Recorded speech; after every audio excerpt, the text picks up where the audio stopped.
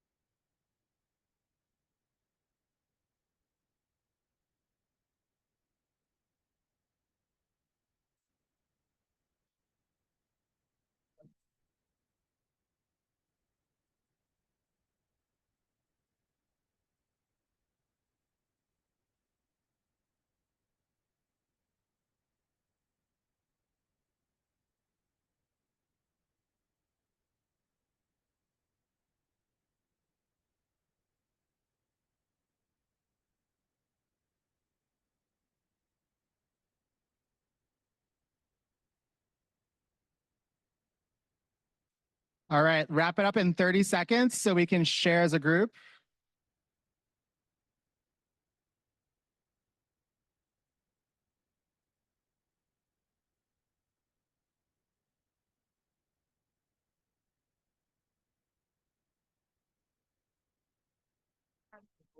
From the Cambridge City Council.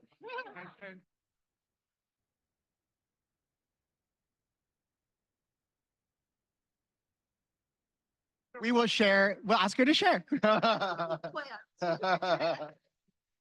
All right. We're already hearing some really great stories being shared. So let's reconvene. Hi. Oh, we're gonna do that. All right.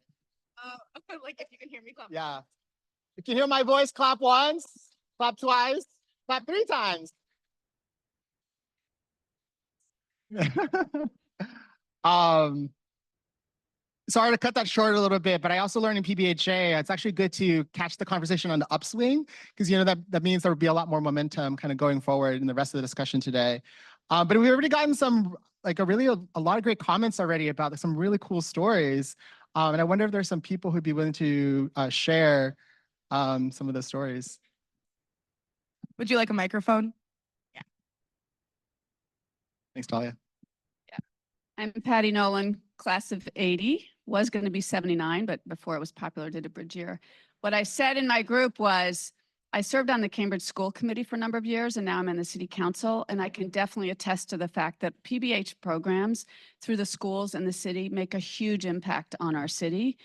You know, there's a range of programs. There's a whole slew of ones that affect daily our public school students.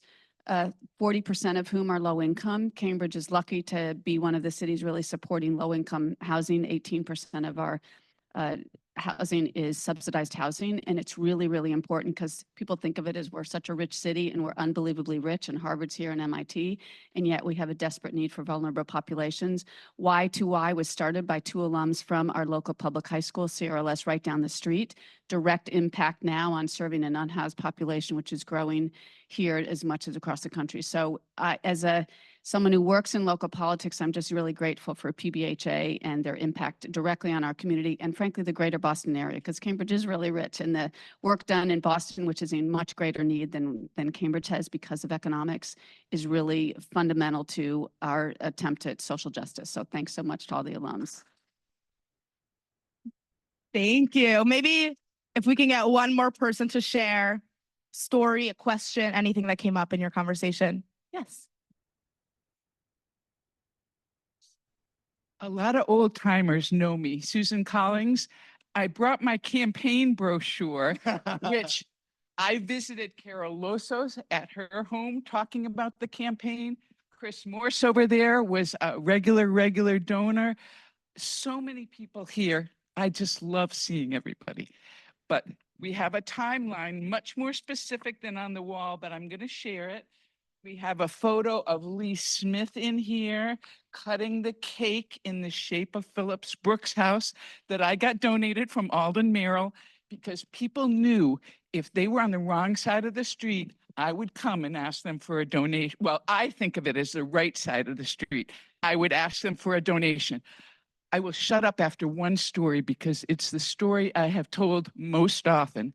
And that is when David Souter was a graduation speaker, and there was this Scotsman who played the bagpipes, and I go up and I talked to him about my Scottish background. Then I met David Souter, and I said, David, thank you. I couldn't get the words out. I wanted to say, thank you so much for your support of Phillips Brooks' house. And he said, I'll send in my gift. I promise to get it in by the end of the fiscal year. And I was like, no, this isn't about fundraising. This is about somebody really important who gets the service that the Phillips Brooks House students do. So I hope I have a chance to talk to a lot of you as the day goes on, the ones I know and the ones I don't know, but I stay connected because I was also a SUP parent. My daughter taught for 3 summers in the summer urban program. And I supported a lot of you directors in the fundraising efforts. Hired Louise, started a few months before Maria, and I still and always will love PBHA. So that's what I wanted to say. Beautiful. Thank you so much. Thank you all for sharing. There will be many more moments the rest of the day to continue these conversations and share more of these incredible stories. But to keep the programming going, I'm very excited to welcome up next Will Macris, who is the incoming president of the Harvard Alumni Association, to give some remarks. Thank you. Thank you, Talia. Thank you, Angel, Maria, and Cody, for all of your leadership at this extraordinary moment. I'm Will Makris, thank you. And on behalf of the Harvard Alumni Association, Miles, we have some work to do. Welcome. And on behalf of the executive committee, which is 125 member board and a $400,000, not dollars, sorry, $400,000 alumni strong in terms, I had to say my dad was a fundraiser. Yeah, fundraiser first. So how about that? You are an extraordinary group of advocates and leaders in our communities that make a difference. And it's just an honor to be here with you to celebrate this 120th anniversary. Now, one additional welcome from me. This is my home at Harvard. I used to sit in the second row right in front of Miles. So I'm a graduate of the Graduate School of Education with a Master's of Technology and Education. But this place is also important to me because right behind here is where I received my degree as my mother, class of 50. Radcliffe was having her 50th reunion on my birthday. So it was like I was 41. It was a Harvard moment. So thank you. Last evening, in a perfect teaching moment during the Robert Cole's Call for Service lecture, Judy asked us in point 7 of things to remember, just in case, for those of you who were there, why and how do you do the things you do? And as a backdrop, I've worked in higher education for the 40 years in business school admissions, the last 19 down the river at a place that begins with an M. And as part of that, here's my answer. The why. I was born in Cambridge, Massachusetts at Mount Auburn Hospital. And I'm the grandson of 4 Greek immigrants who called Cambridge home. They believed in this community and navigated through those complexities of finding new lives in the early 1900s. And yet they always made time to invest in their community. They had no privilege, they had determination. And they had a keen focus on the promise of what higher education could provide. After Radcliffe, Mom taught in the Cambridge public schools. Dad, nicknamed Moose, went to Northeastern on a football scholarship and then found himself back on the field at then Cambridge Latin, helping coach the next generation. And for those of you from before the 80s, my grandfather founded the Tasty in 1916. So my roots are here. Now, my how. Through my career, it's about listening to journeys. It's about listening to advocating for those who have potential. And also listen without judgment, keeping your mind open to curiosity. And these are the questions I kept hearing last night as you all engage in your communities. And so now, with the 20,000 member strong PBHA alumni, there is opportunity. One for art to continue to share our stories at these moments of time of advocacy. From the Harvard Alumni Association, many members of our executive committee, obviously, and our alumni board are participants. So let me just share a couple of moments. Moitri, our president, served on the soup kitchen in Robert Cole's class, loving her volunteer work and opportunity. Rebecca taught Chinese immigrant children in Chinatown and remembering how one child was so upset that she had to leave for Christmas vacation and gave her a hand-drawn picture when she got back. Joseph, who taught inmates through prison education, now Hope, helping a young man at his own age prepare for his GED exam. Vanessa, now a Harvard overseer, taught ice skating, but also brought dogs in nursing homes in Central Square every week to visit the residents. Hannah, for 2 years, taught in the South Boston Outreach Summer Program, loved it and shaped her career in education. The Harvard Alumni Association maintains and enhances a world of engaged and vibrant alumni and friends worldwide. Now is a time when the value of higher education is being challenged, especially at a place like Harvard. And I want to remind you of Harvard's mission, in which PBHA aligns perfectly.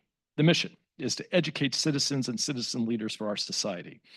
We do this through a commitment to transformative power of liberal arts and science education. PBHA, then, continuing, seeks to improve social awareness and community involvement in Harvard and beyond by developing students, community leadership, and creativity to meet critical needs and advocate for structural change. I want to encourage each of you to hone your stories. Make those stories present. When challenged about the value of a Harvard education, talk about this. This is one of those jewels in the Harvard crown where this advocacy and social justice is essential as we move forward. I'm going to do this myself. I am going to challenge our board members to do this themselves and think about this moment. So it's an honor to be here with you. I look forward to our shared journey together, and thank you.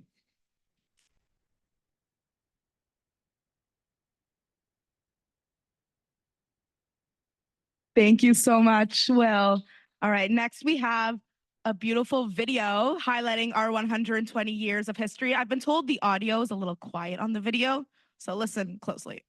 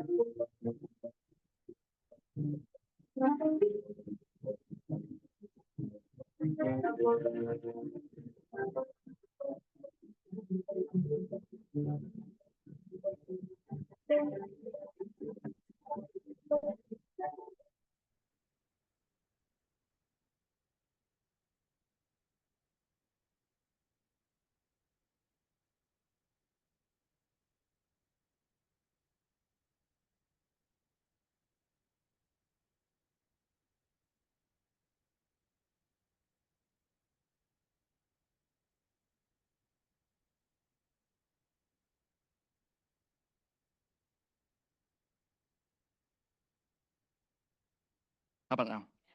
Excellent. I'm clumsy, so that's the first introduction to me. My name is Francis Tompkins. I am an '09 graduate, and at PBHA, I got involved in Refugee Youth Term Enrichment, South Boston Outreach Summer, Stride, and then became an officer and was our Adult Ed Programming Group officer in '07 and our president in '08. So PBHA made a huge difference in my life, and I am so grateful to be back here and sharing this space with all of you. I am up here for a very brief moment to introduce 6 amazing folks. And so I'd actually like all of you to come up here at the start, and then I'll introduce you one by one. So David, Van, Ian, Sarah, Marina, and Farah, if you can come on up here, we're gonna seat you in order in these 6 chairs.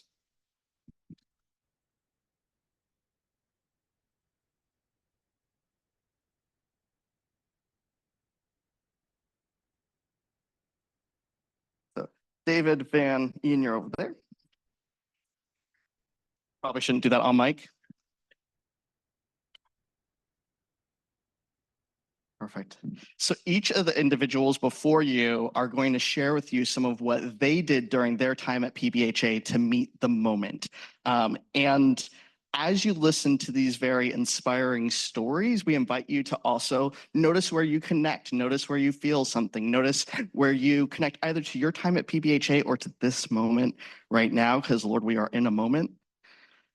And you'll have a reflection space afterwards where you'll actually get to come together by decades and have a conversation. Each of these individuals, again, made a huge impact during their time, and they're going to share more through the decades. So David is going to share more about PBHA in the 60s and 70s, which was a huge time globally and nationally, and going to share what was happening here locally.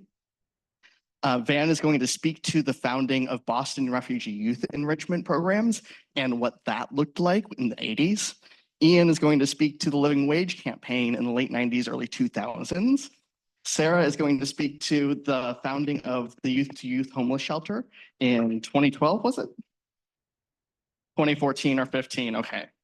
And Marina and Farah are going to speak to the COVID-19 pandemic and the way that PBHA met the moment during that.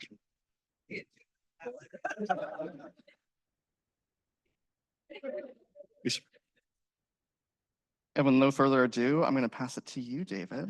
Okay. Me? All right. the tech part is probably the hardest part of my speech, right? Just because, and people who know me, But my name is David Dance. I'm class of 1974. I worked with what was then the Columbia Point Special Summer Project, which was the summer aspect of the Columbia Point problems. Columbia Point was a peninsula in Dorchester, sat out sort of in the water by itself. Orange Line, what is I guess now JFK Station, was then Columbia Station for a while, and it actually had another name, I believe, before then. But it was the largest housing project in the city of Boston. In the 1950s, it was a mixed race public housing development. And it was very intentionally segregated. And so by the time I worked in the program, there were very few white people in the development at that point in time. And the other piece from my period of time was we were the first program that was all Black and Puerto Rican. All right. And we caught a lot of heat, and I think it's maybe worth talking to as I get into this, because it's some of the heat that some of you all will face as you do progressive things in the future. But Greg Johnson and I'd still call him Mayor Ken Reeves at that, from that point in time, were part of that special summers program. And in terms of meeting the needs of the community, listening to the community, learning from the community, one of the things that they discovered and they lived through it. I think at that point in time, it may be hard to imagine now, but we used to live in the communities that we worked in. And that made a lot of difference. We lived in public housing for the summer while we ran summer camp and summer programs at Columbia Point, which by that time is really one of the worst housing developments in the city of Boston, possibly the nation. Crime level is so bad, if you do your research, you'll find articles written that HUD officials came in to do their inspections, and they're driving out to the peninsula and they're looking up ahead of them, and the cab driver pulls over, the fire department is pulled over on the side of the road. The buildings are on fire, and the fire department won't go in without a police escort, and HUD official had to document that, send that back in his report to just give you an idea of just what it was like. But what we did was run a summer camp, and during the winter months, it was called the Columbia Point Big Brother Big Sister program at that point in time. And but because of the isolation of that community, one of the things the community was concerned about was food and food pricings at the monopoly Stop and Shop, because other than that supermarket, if you wanted to shop for your groceries, you probably had to get on the red line and carry your groceries on the subway from wherever else you could find a shop and bring them back to the development. So students at that point in time worked with parents, and this is the summer before I was part of the program, Greg Johnson's just years, to boycott that Stop and Shop and trying to do something about the product. So that kind of confluence of social action and trying to do your service to a community and give normal days and fun and entertainment for kids, young people, those converged in that time period. And when I mentioned that there were repercussions of that, because when we got out there the following summer, parties in control refused to house us for the summer camp. You have people from California with their suitcases and whatnot, and they have no housing for us to move into.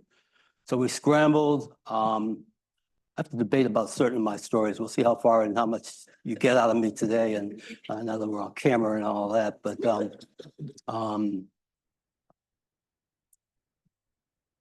so we put all the suitcases into one room, negotiated out with the housing authority. At that point in time, some of the community groups were just, oh, this is a co-ed program, and where are you sleeping, and where are the dumpers? They wanted to get into everything in terms of how we run the program, and students had to push back against that and say, we've been here for a number of years. They did want the service. They had to admit Harvard coming into the community was a good thing for the neighborhood, but this pushback about any kind of political nature that the program may have, and in terms of supporting these folks to shut down a Stop and Shop. So we arrive at this program. I think it's probably worth saying that at some point in time, a few of those students might have returned and participated in that aspect. A whole lot was going on in terms of what was going on in the 1960s in general that was impacting student thought at that point in time.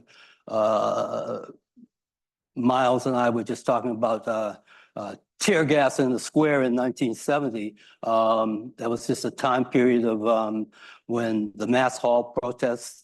Pictures used to be up in the coop for years. I guess they're not there anymore.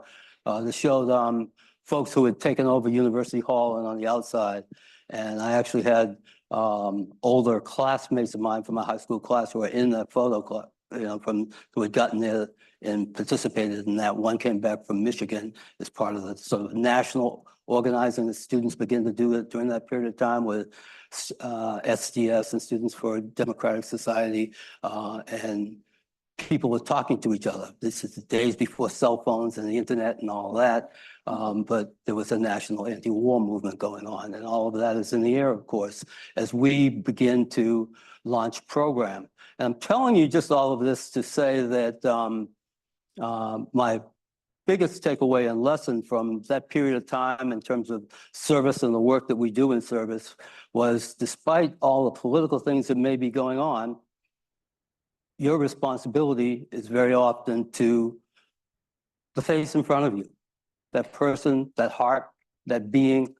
How do you help them, assist them, show your love, help them get through a certain period of time in their life, over that hurdle, because you know that this is what we do as community, as people, as a human species, right? In terms of just helping each other, in terms of projection into the future.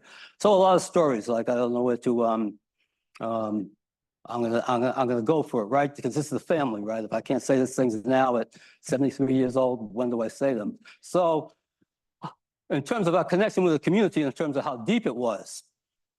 So all of our stuff is stacked in a room. We're being pushed back, and just in terms of just because we were political in nature and character in terms of our program, because our community was political in terms of its nature, and we were in support of that. And I think that's a very important lesson. We were in support of that, and that's why these things happen. But as I mentioned, there was a lot of difficulty in Columbia Point at that point in time, and those people with drug habits and problems stole all the suitcases. So everybody is just, it's the ride for the summer program, and now, but we had so much backing, and shows that we weren't isolated and that we had support from the community, and the community supported us. We had mothers from our program saying, "We're gonna find them, don't worry, we'll find them." And true enough, as crazy as it sounds, they did find out where those bags were in the development of those, there were 7,000 people in Columbia Point at that point in time. They found the one apartment with the suitcases and then sent us back in there. Well, you better take care of business. I got my pistol here, and if I see anybody coming out of there, it's not a PBHA or one of the students, then it's going to get used, So those are the kind of positions, because those were the times that we're in. And I'm not advocating that we go back to those times in terms of all of our tactics and whatnot. I always have to be clear with the stories that I tell and whatnot. And the other thing is, my principal involvement with PBHA at the time, and people ask me that question, I want to clarify, I was not a member of the Black Panther Party.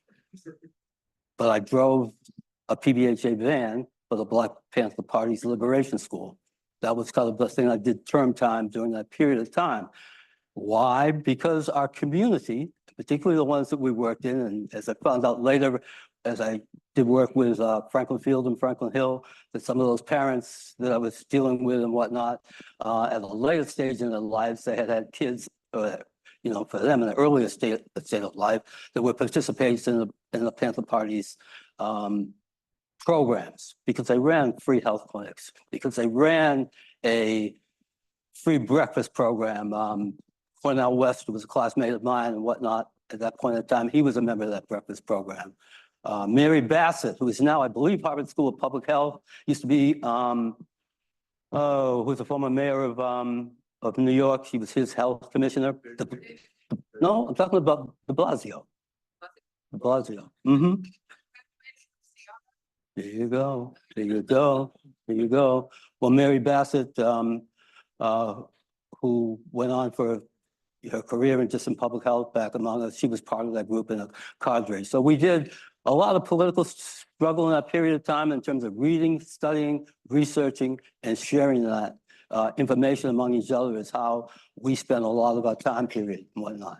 But when we got back, in my year, we were coming off of a building takeover in terms of the first divestiture movement, which was an attempt to get Harvard to divest of its Gulf oil stock and supporting the struggle in Southern Africa. And so a number of the people, some of the people I've mentioned were participants in that building strike on campus.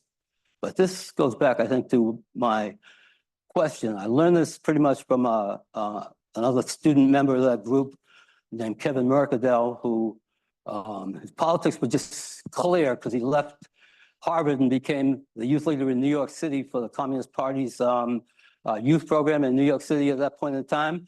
But he was the one who sat us down and said, all that politics stuff, all that building takeover stuff, that's all good and whatnot, but we're dealing with kids now.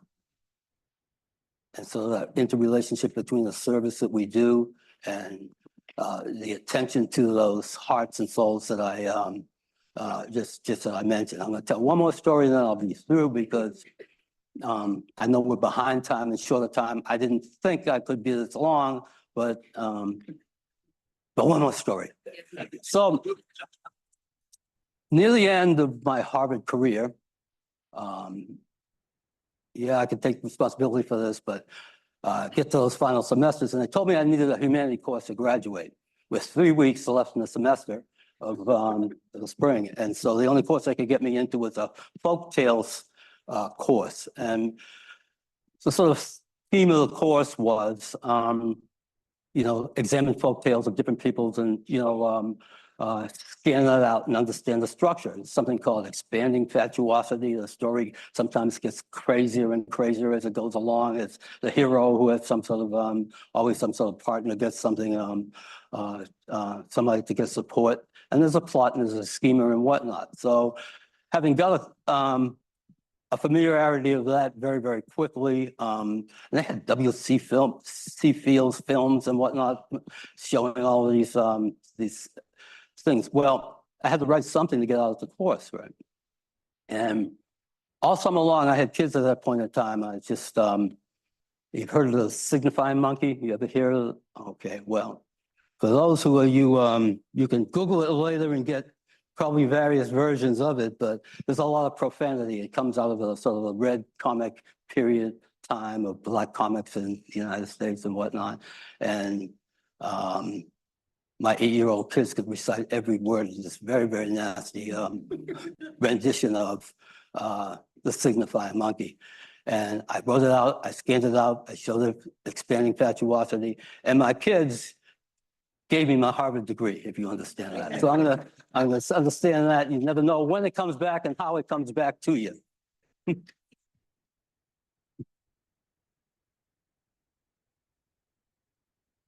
Hello, everyone. I'm Van Lee, and it's wonderful to hear David speak because our work a generation later, about 10 years later, really followed in that path, I think. I was involved with the Cambridge Youth Enrichment Program.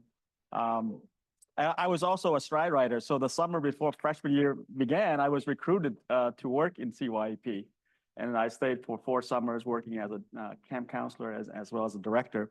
So that's my involvement. And, the topic of meeting the moment, I came to America in 1975 when I was, 7, 8 years old. I'm 32 now. I don't know how that happened, but we lived, I was a family of 9 kids, plus my grandmother's 10. We lived in a 3-bedroom apartment in Alston. And in the 70s, the Vietnamese boat people settled in Alston Brighton because the rents were low. And when BU and BC and all the students got the housing, the Vietnamese migrated to Dorchester. So in those years, it was very tough because you didn't really have access to jobs. Language is a problem, of course. Some Cambodians were there, but it was mostly Vietnamese. So fast forward, I was able to get into Harvard somehow. I don't know. If I applied today, I definitely would not get there. You know, but it was just a miracle that I had a chance to go to Harvard. So I brought my experience growing up in Austin, Brighton with me, and I had the privilege to work with CYP and saw how we lived in the Jefferson Park housing development. And we had to fight for that. We had to fight with the Cambridge Housing Authority to allow us. They said they didn't have any space, and we didn't believe that because the parents told us, well, that unit's up, that unit's up. And so when we confronted God, his name, this is back in '87, when Bob Healy was still city manager. But we talked to the city manager was at that, Bob Healy was begrudgingly supportive at that time. It was just a little bit too much to have these Harvard students come in and make trouble with the housing developments. So we had to fight for housing. Well, we got housing, and that was really formed the crux of my experience, is to build a relationship with the families and the kids. It was when I think back, it was a lawless time. We took kids to Montreal. We took them to DC. I remember a little junior prophet looking at me when he saw the statue of Abraham Lincoln, says, "Are we still on Earth? This place is so beautiful." And I still remember very vividly. I remember little Henry Hernandez, when we drove an hour north of Montreal in the mountains, a small town. We went to a restaurant, and the waiter saw a group of like some Asian kids. There was like 19 of us. It was two camp counselors. And the waiter said, "Are you guys in one family?" And and Henry says, "Yeah, we're one big family." So it's just little golden moments like that. So I think we had a winning formula in the summer programs. It was based upon being very much a part of the community and the families and the kids, and being a stable mentor in their lives. We took pride in that. So with that, my experience with living in Austin, Brighton, I teamed up with Nhan Trong, who's really the founder. She ran it as the first director. I was kind of like a co-founder, assistant, under undersecretary.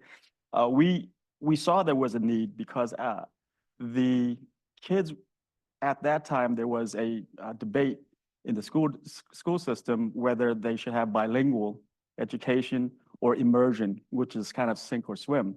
And it's great if you already have English as your background, but if you're a Vietnamese refugee just coming out of the experience of a recent war, you're really at disadvantage.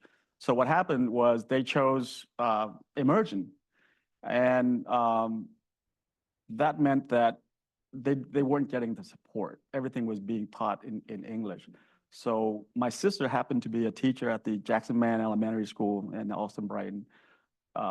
My sister shared that these kids are really getting left behind. And I said, well, wait a minute, why can't we have a program like this for the refugees and the recent newcomers? And so we applied the formula. I worked through CYP, and Nhan Trong came through the Chinatown Adventures back in the 80s. So we thought that it would be neat if we could bring a program for kids of refugees background, because there wasn't a summer camp. There weren't programs after school that was targeting these newcomers. And they really just kept to themselves. We put the proposal together in front of the PBHA, and everybody voted to approve it. And we put the program together by doing what you all are doing today, which is writing funding proposals, recruiting kids with my sister's help. I had the privilege and honor of knowing Arnold Hyatt as a stride writer. Through Arnold's help, we were able to get housing room and board through the Harvard Business School because they were in Austin Brighton. They want to help as well. We brought the formula of experiential learning, but because these kids also had language issues, we emphasized a curriculum that really helped with their English learning skills, as well as recreation. So the first summer it was not big yet. It was only about 50, 60 kids, as I recall, but it gave us a good start. And still today, Bri is still running great. Thank you so much for continuing that.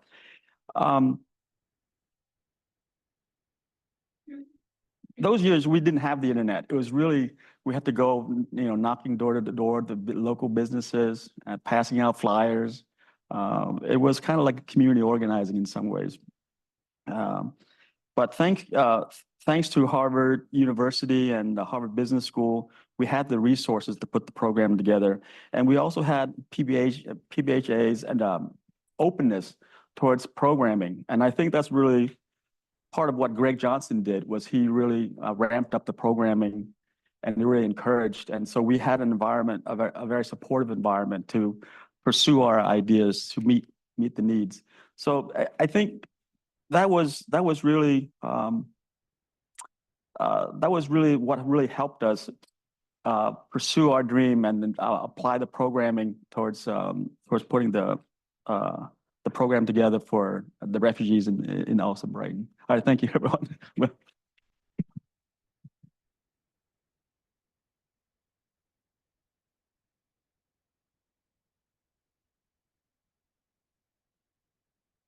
I have slides for this one, so just want to make sure we can get those on. Okay.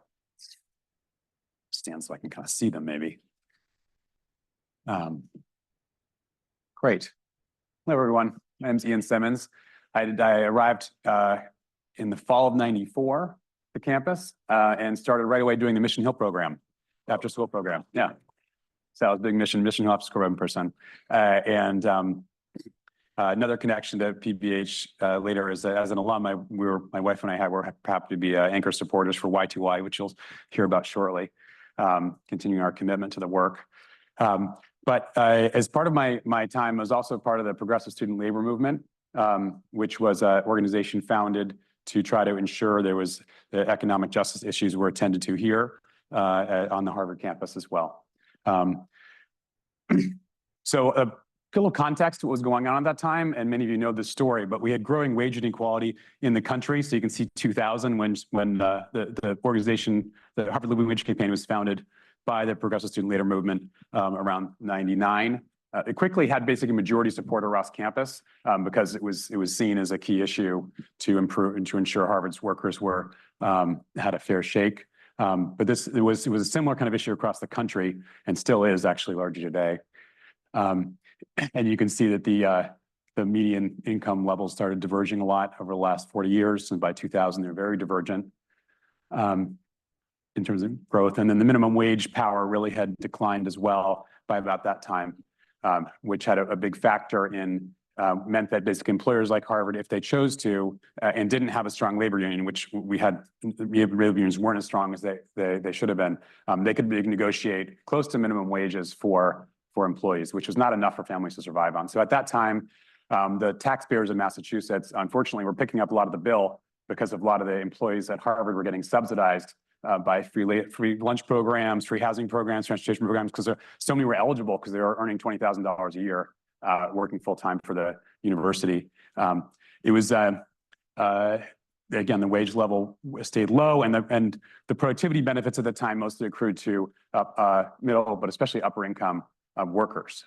As you can see, the productivity rate probably should have been more closer to, like, at that time, instead of $9 an hour or $8 an hour, closer to $15 or $20 an hour in 2000 would have been a fair rate accordance with productivity levels. So this is the game changer chart. So at that time, MIT, BU, were the minimum, the lowest paid worker was already 50% or sometimes 3 times higher than that at Harvard. This is what mobilized people to action.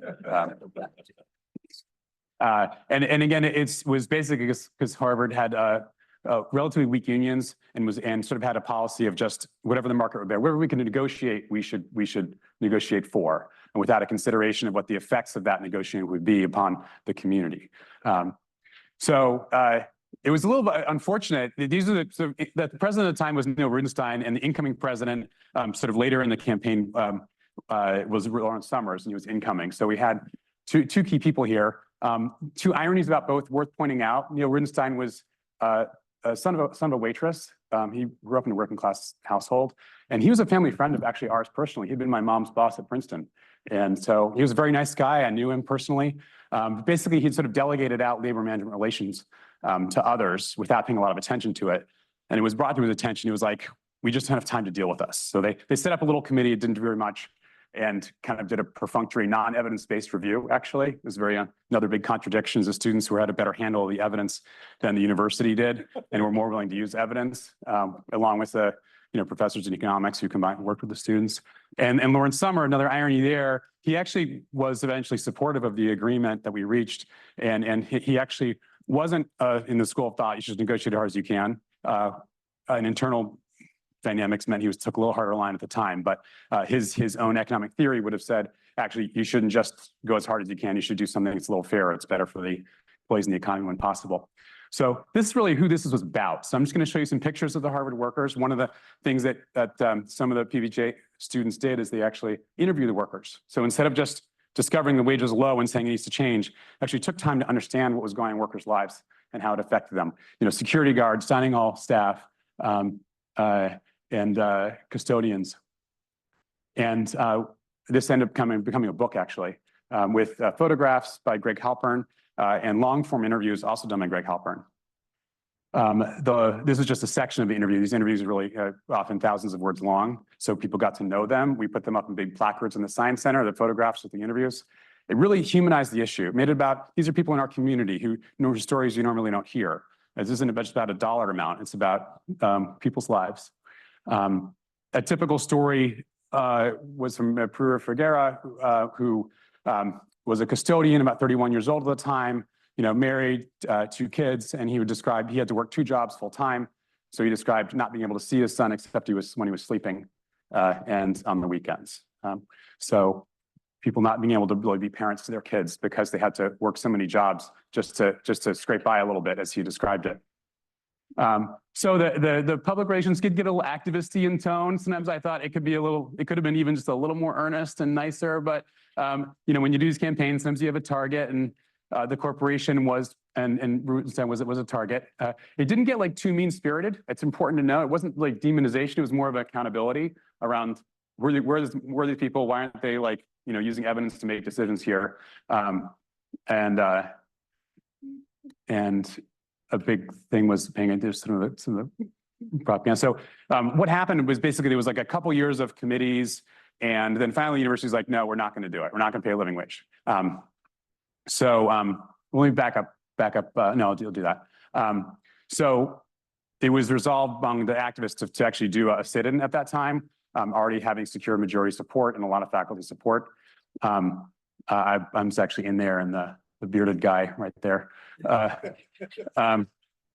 outside Rudenstein's office. It's key to get the bathroom when you're trying to do a sit-in, otherwise you're going to be out pretty quickly. But a lot became about the sit, and this is us.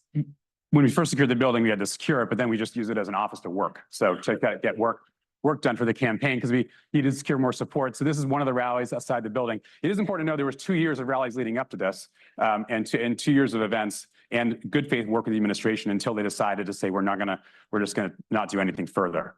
And then the yard, the tent city kind of emerged in the yard was a very important tactic because it was important to show greater solidarity. We had Muslim student groups, Harvard Hillel, they all worked together and across the broad coalition in support of the issue. It was and that meant for kind of a ability for us to come together to raise the standards of the school.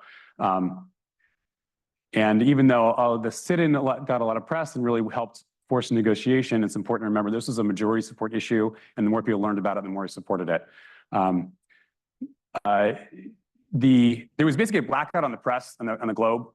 They actually didn't even cover the story for a little while, amazingly. And there was until I happen to have a friend who was an intern for Bob Herbert at the New York Times, which proved helpful. So this is one of my contributions. So I called her up. It's like, hey, we've actually done long form interviews. We've done a lot of research. Things is an interesting issue. Could Bob come to campus? So we came to campus and did 2 columns. That helped like start the momentum go. And then we got a 300 signature faculty petition that the Boston Globe published, showing support. And that really changed the negotiation stance of the administration. They realized the faculty was also pretty much on board here and showed support. Again, I don't really recommend the sit-in tactic most of the time. We had majority support. We had an evidence-based issue. And there was a community unity in the issue, which made it less of a divisive one. I mean, a key question that came up like in the Constitution. So we got these editorials around the country. So we ended up getting hundreds of news stories around the country from major newspaper editorials, and national TV stations covered, national regular night news covered the stuff because it was sort of hitting this moment at the time. Basically, how can it be fair for a grown person to work 40 hours a week or more and still not to be able to support a family, as the Atlanta Journal could have put it. And a lot of these editorials were talking about how too few students were asking these kinds of questions, too few people in society, especially privileged people, were asking these kinds of questions of how, this kind of question. This editorial went on to say, students would, not accept Harvard's implication that certain classes of people were put on earth to be exploited so that elites may live comfortable lives. That basically, how Harvard was doing it was a very powerful teaching tool, and Harvard should be setting high standards, or at least meeting MIT standards. When it came to treating its workers, and at least trying to take fewer subsidies from the state. That was actually a big argument that helped win as well. That just the taxpayers around Harvard and Massachusetts were picking up a lot of the tab for Harvard's kind of aggressiveness on its wage negotiations. As Jenny Foster, who was a student of the Times, said to the New York Times, "I don't feel right going home at night knowing that people cleaning up after us, preparing our food, aren't getting paid enough to take care of their families."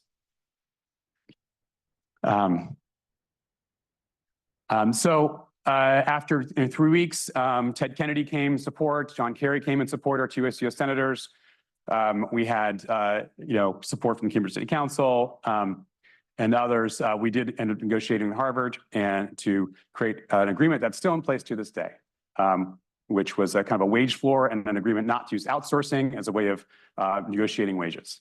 Within a year of the sit-in ending, 95% of the employees were up to the kind of living wage standard. And yeah, it's exciting.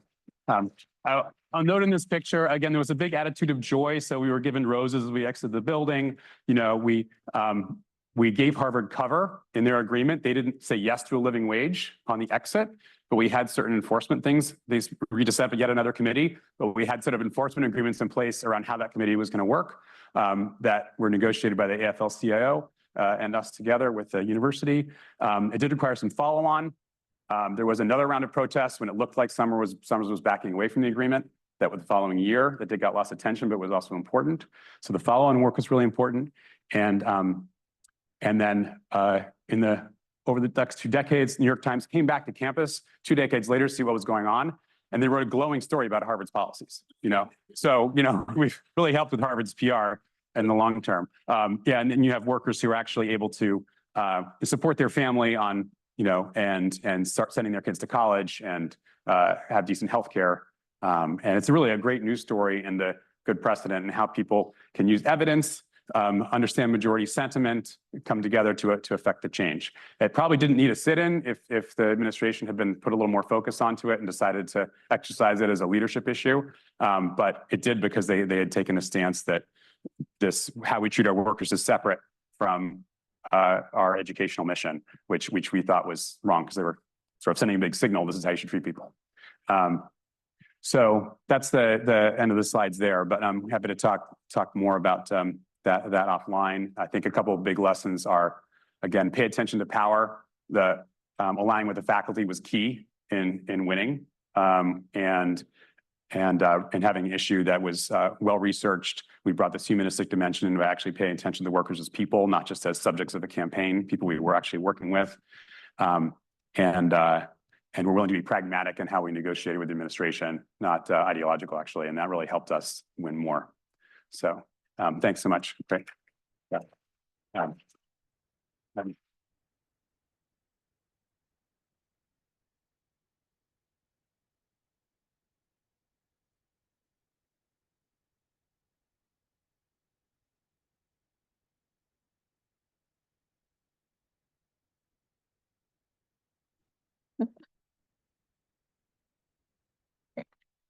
Good morning, good afternoon. I'm Sarah Rosencrantz, class of 2014. A student just said to me, wow, that's so recent, which felt really good. So thanks. And during my time at Harvard, I was really involved with the Harvard Square Homeless Shelter and then worked with a group to open Y2Y. So I want to talk about a very local, very neighborhood problem that we tried to address starting in 2012. At that time, again, this was 2012, staff at the Harvard Square Homeless Shelter had been running the program for coming up on 30 years. And during that time, during those years that we were my cohort of staff were running it, we started noticing a huge change in demographics at the shelter. For many years, the Harvard Square Homeless Shelter was most commonly used by older adults who had been chronically homeless. And in fact, when the 30th anniversary came up, we went back and looked through some of the records of the founding and found names on our, the guest list from 1983 of guests who were still sleeping at the shelter. So really generations, folks who had been in homelessness for a generation. However, for some time, we started seeing more and more young people, 18, 19, 20-year-olds, young adults who were our age, who found themselves without a safe place to sleep.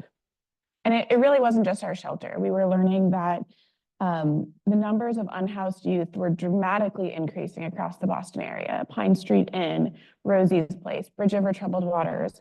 All of these shelters were seeing their populations get younger and younger.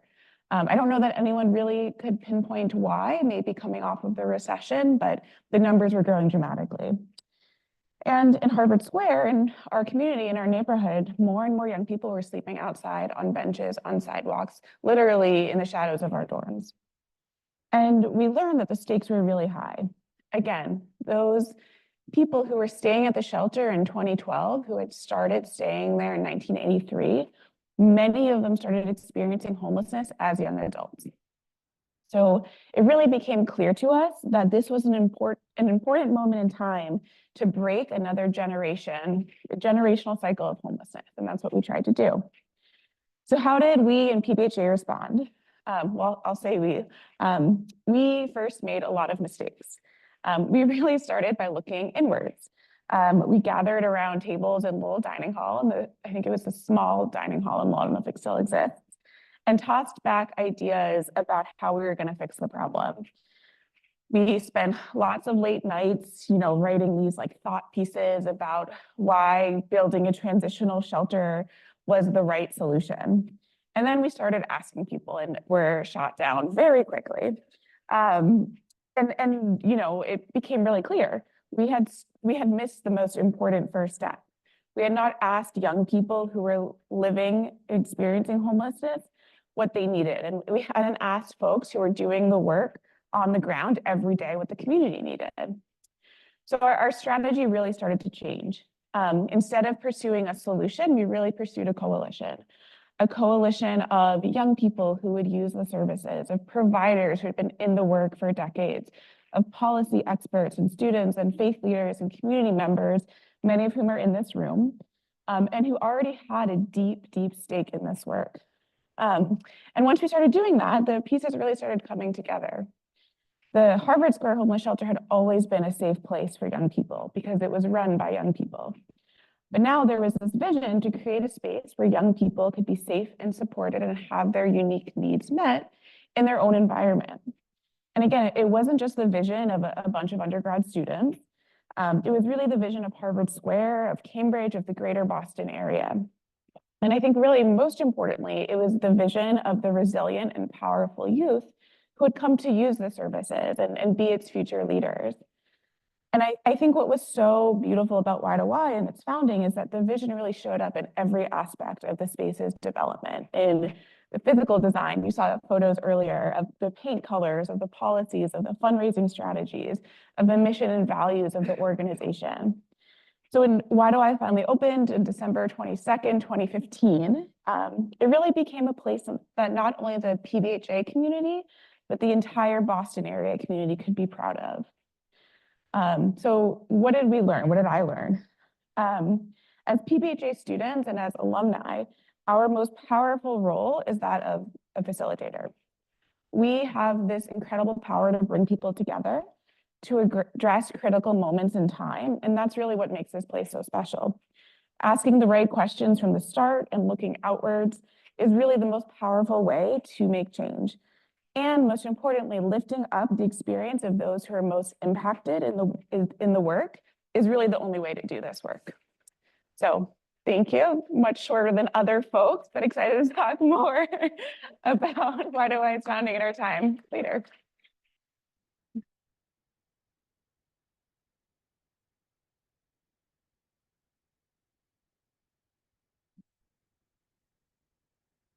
Is this working?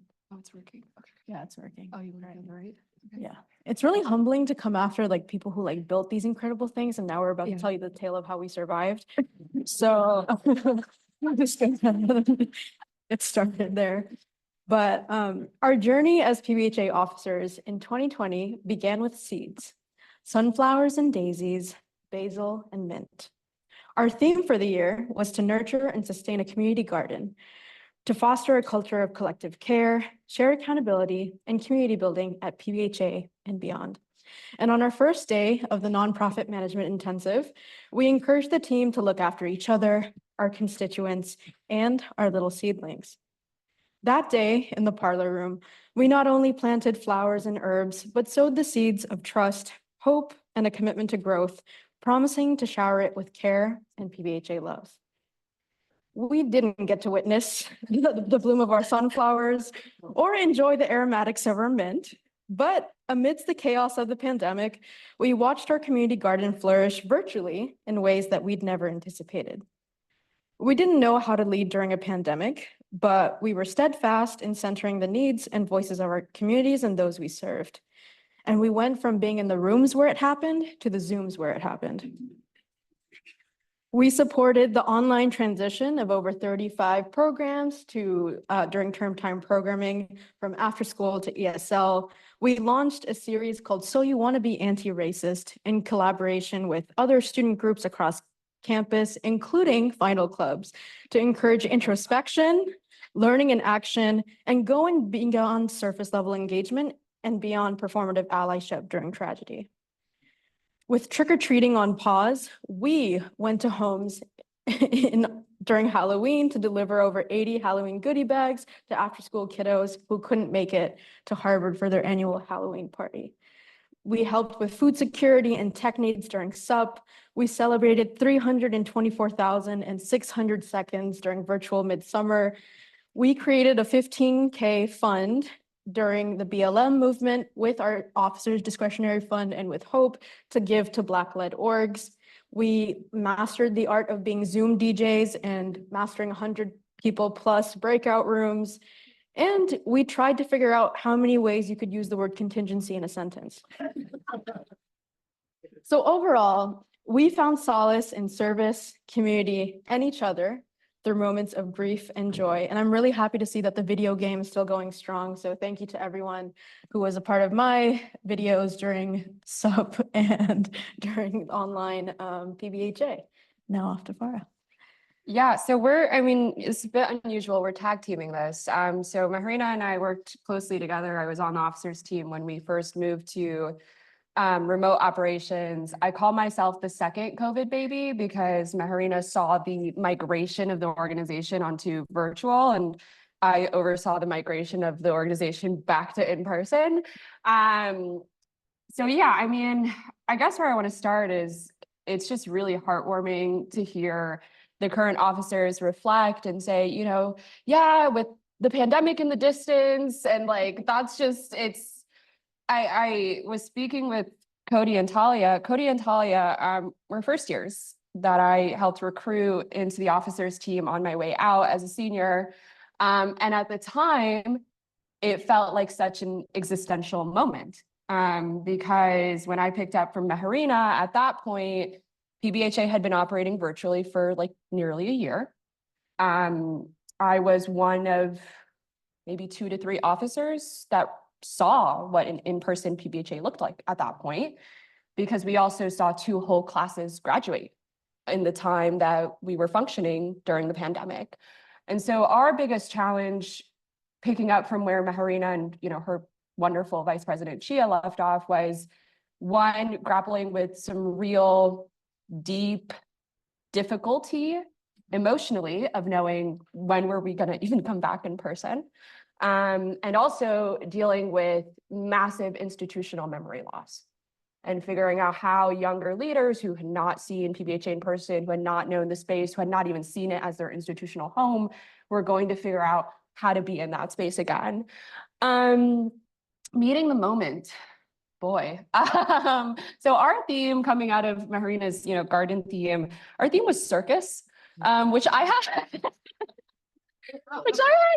had mixed feelings. I won't lie, Maria, I had mixed feelings about it at the time. I was like, okay, so this is beautiful, beautiful growth and planting. And I'm like, yeah, like shit's all over the place. Look, you're juggling a lot. That's why I thought circus was great. We're juggling a lot. We were juggling the remote. We were juggling a hybrid sup where there were elements that were in person and then other elements that were remote. And then we were juggling, of course, the in-person transition. In terms of things we did, I mean, it really was about moving at the speed of trust. We were not going to crash land back into PBHA in person 60+ programs within like the first week we were there.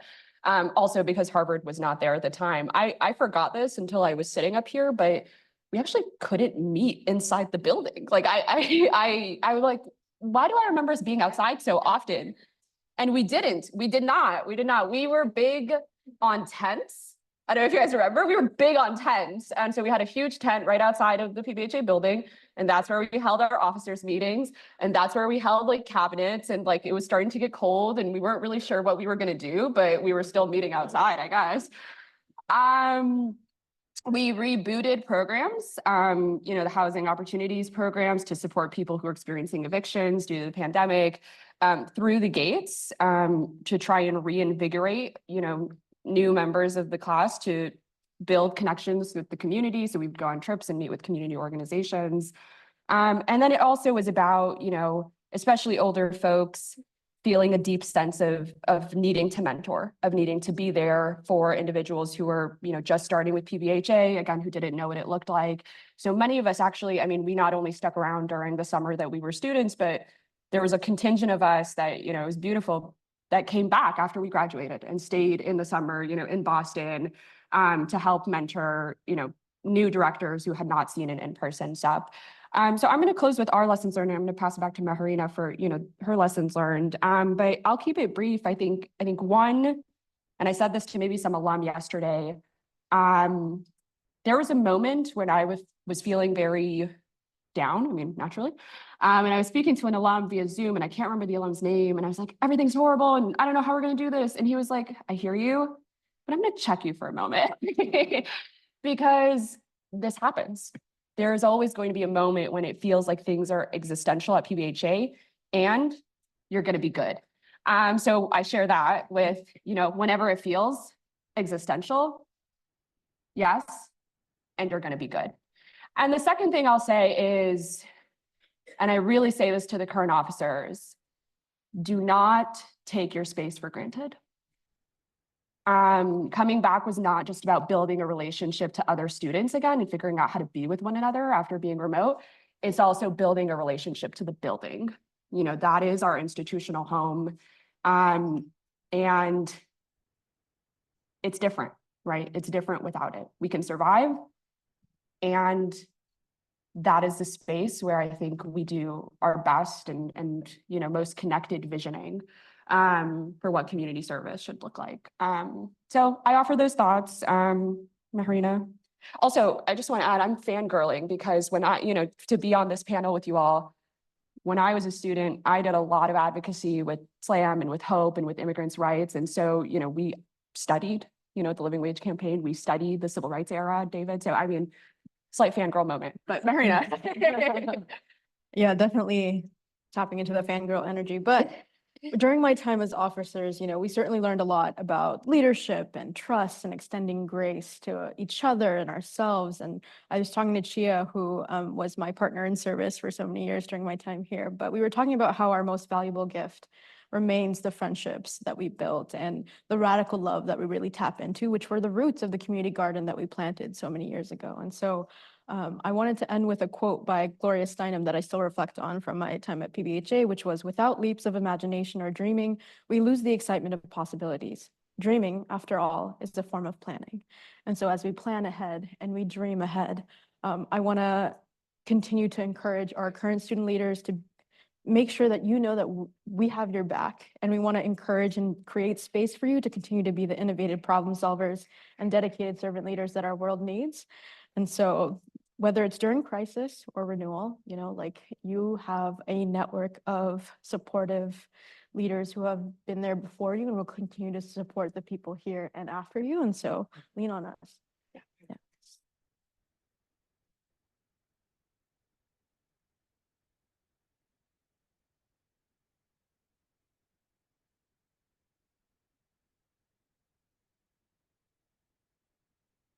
Wait, we want to get a picture with all the speakers. So yeah, Van, David, is he still somewhere? There he is. Okay, I don't need to be in this.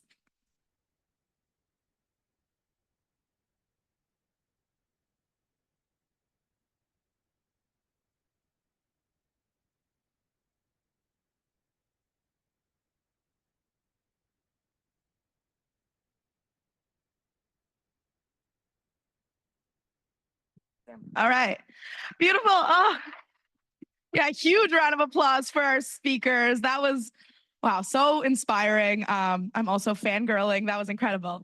Okay, now for our last section of the Meeting the Moment session, and flagging, we're going to be a couple minutes late to lunch, but we really wanted to make time for this. We're going to split off into breakout groups by decade. Oh, okay, I'll get to the slide later. It's way past all those. But initially, we were going to do an activity where we filled up that timeline over there, reflecting on how PBHA has met the moment. And we're still going to do a version of that, but we've adapted it a little bit. Just thinking about, as people have been mentioning, the moment that we are in right now and giving space for folks to process, reflect on what's happening with people that were around you in a similar era at PBHA. And then from there, think about lessons learned, maybe in similar moments of crisis that you might have faced, and offer potentially some words of advice for us students about how to move forward, given the results of the election and given everything that is going on at this moment.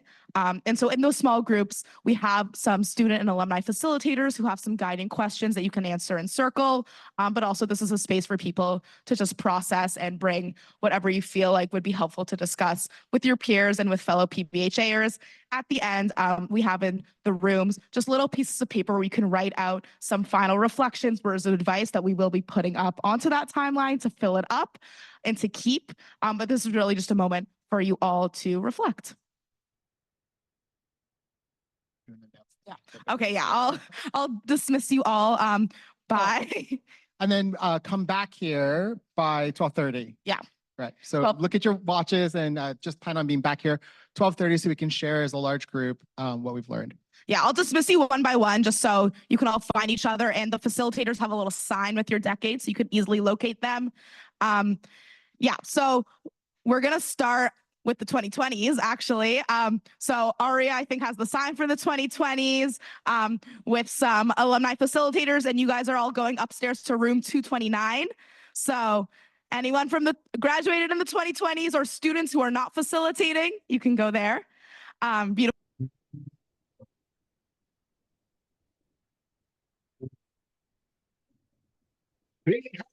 24,606. 24,000 24,000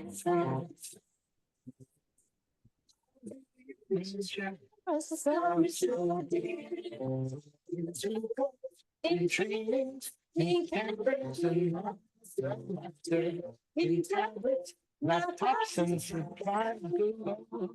It's 24,607.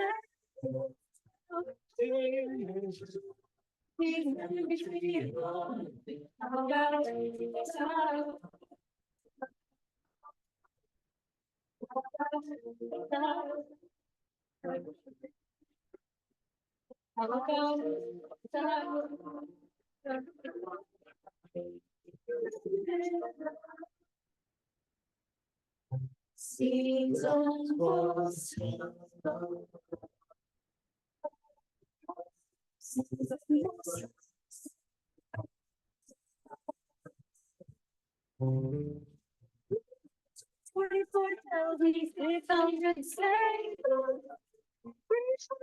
$24,000 activities to plan. 24,000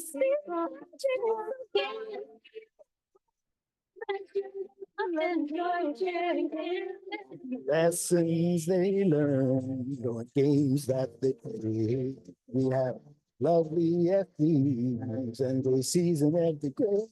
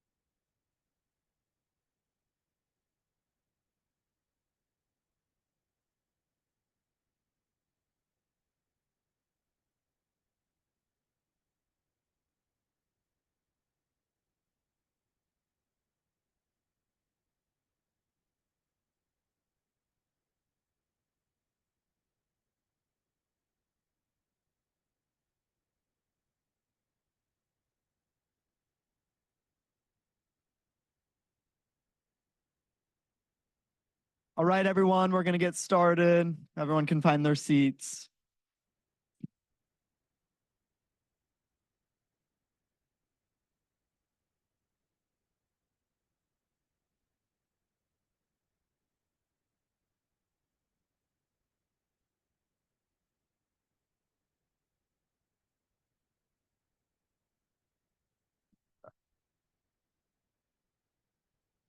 All right. How's everyone feeling? Good. I know I had an amazing. I was at the shelters table. I was conflicted because I didn't know if I should sit at the South Boston table or the shelters table, but I sat at the shelters table and it was just so amazing to get to connect and kind of share.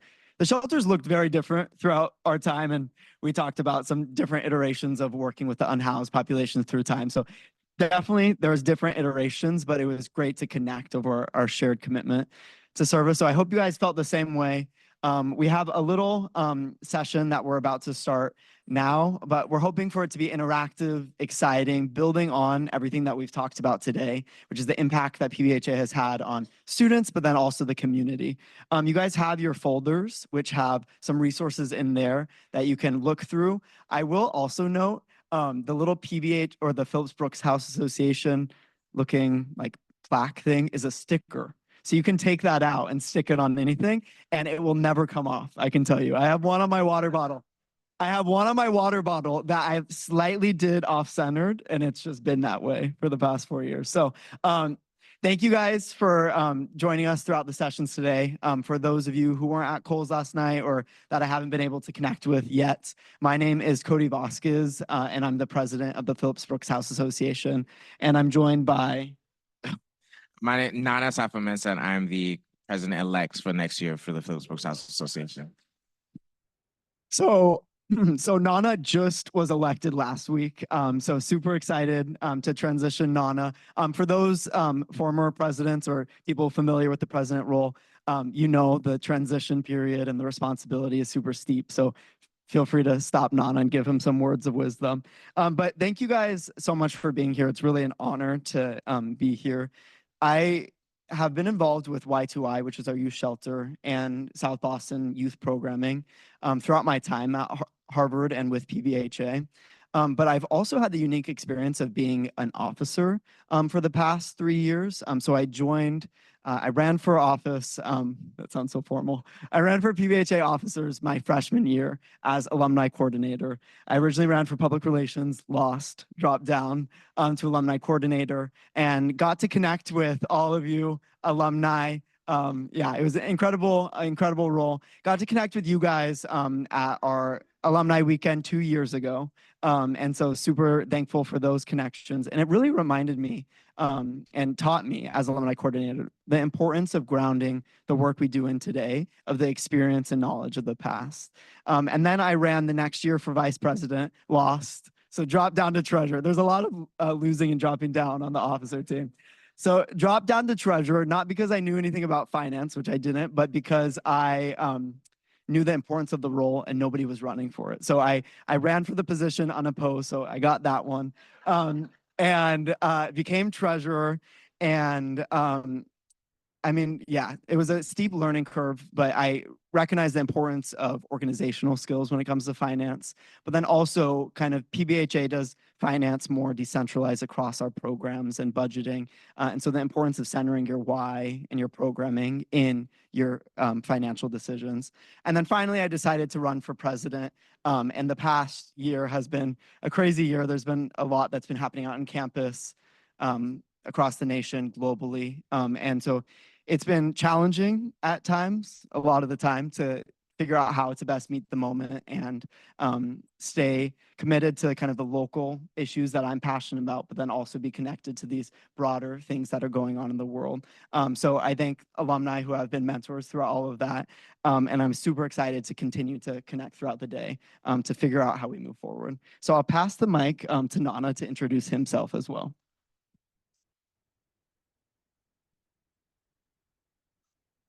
Thank you, Cody. I do want to mention that this is my first alumni weekend personally, and as many of you know, having worked in PBHA is kind of this thing that we talk about that everyone else knows, but I didn't have any idea what it would be like, and to actually see it in person really has been amazing, and this really is a beautiful space. And from those who came from not so far away, from those who came from far, I really want to truly thank all of you for coming together so that this could happen. So yes, greetings, and my name is Nana Safamensa. I'm a junior at the college, and when I go to class, rarely, I study social studies and neuroscience. No, I go to class, trust me. And but in the past 3 years, I've spent my time indulging myself in PBHA. I currently serve as, to speak to the officer's role, as resource development co-chair, which is a role that I love, and that's what I've been doing for the past year. I did run unopposed, very democratic. I also like to say I serve as, and only the officers on the team would know, is relationship advice co-chair, which those officers who have received advice from me know who they are. I started as a wide-eyed freshman at Chinatown after school, after going to the open house. And I volunteered with the same kids for 3 years, and I now serve as grade coordinator. And it's been one of the most fulfilling experiences I've had while being a student at Harvard. This summer, I had the privilege of the most fulfilling experience of my entire life, directing J-Link for the Summer Urban Program. And I watched 14-year-olds who were campers and students in the same summer camps all across Boston, train to become the leaders of our future and the teachers of tomorrow. As a student on the Stride Scholarship Program, I receive a stipend for the service work I do. And that's something that allows students like me who come from low income and independent backgrounds to not have to choose between financial survival and service. And all of this would be impossible without the Treasure Stride Scholarship Program and the community that we build and the work I'm able to do to explore the communities that I'm interested in. And yes, as resource development co-chair, I support all of our fundraising efforts. I get to connect with alumni with you, which is my favorite part. And I make sure that the multitude of talented staff and students that I work with can do their job without worry.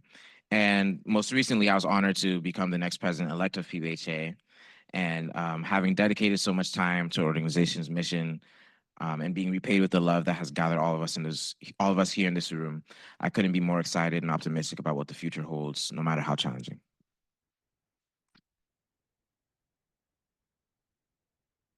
So we've had a great weekend so far, a couple different sessions. We introed the weekend with Coles, and it's such an amazing moment to celebrate 120 years of PBHA. And so while the focus of PBHA service may have changed throughout the decades, what remains constant is that PBHA is a student-run organization that prioritizes working with communities in Cambridge and Boston to meet community needs. And so today, throughout this presentation, we'll share a little bit of what that looks like.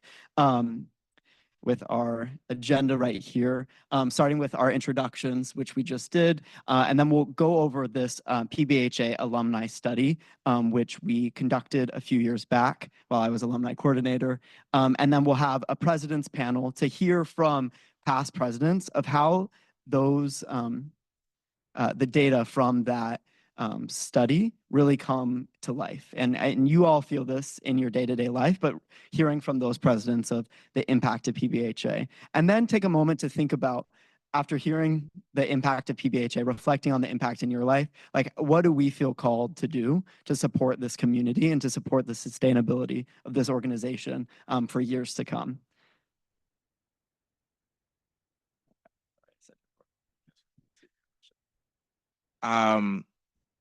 So for many of us, PBHA has had an impact on students in the community. The impact that it's had has been deeply personal. And so the goals that we have at the end of this session is that you'll be able to be inspired and equipped to share about PBHA's impact, including findings from the alumni study. You'll have increased awareness of PBHA's 5-year funding priorities and needs and our strategies. You'll have the opportunity to envision how you and your peers can personally support the road to the 125th anniversary. And you'll have the tools, language, and information to serve as ambassadors for these priorities in your own communities. And at the very least, you'll see some amazing pictures that I grabbed from throughout the years. This one in particular looks super sweet, but there's this creepy doll that they're holding, which is like connected to the balloon. So if you're in this picture, please come up here later and let me know what the heck that is. Okay, so getting into the alumni study. So we wanted to start with this quote. The alumni study was conducted about 2 years ago now, in 2022, because we wanted to measure the profound impact that PBHA has had, but understand it across generations. So for us students, I mean, the max you can be involved with PBHA is 4 years, basically. You come in your freshman year. And so we wanted to see how this impact has looked across the generations. So we sent out this survey. It went out to all alumni, and we had 1,078 respondents. So a really large response rate. For those of you who are in the room, how many of you responded to the survey? All right, thank you so much for that. Because of that, we're able to talk a little bit about the impact that we've had. And so it was a mix of a quantitative and qualitative survey. So we got some great quotes out of it here.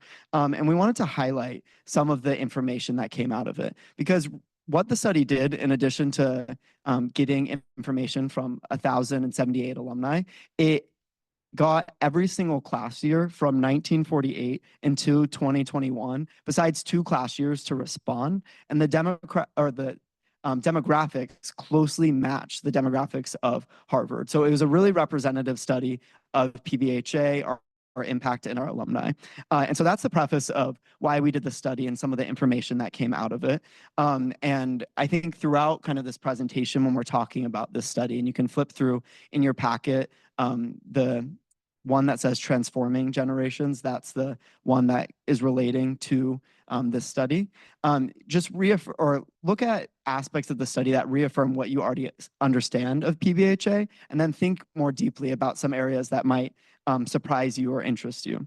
So this quote is one that I pulled out because there's this great word that I've learned over the course of my past 4 years, which is inimitable, which means unique, right? Every time I need to reaffirm, because I've never heard that word until I started doing this.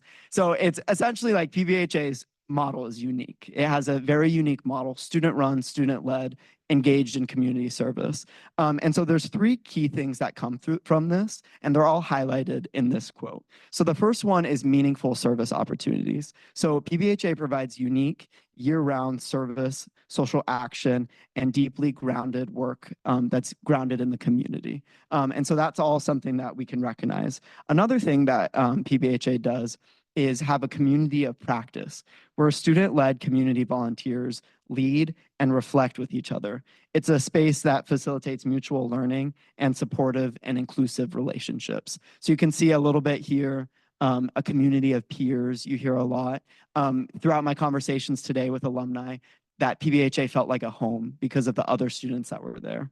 The last piece is that PBHA staff coaching, alumni mentorship, shout out Sean, just joining us for being my mentor.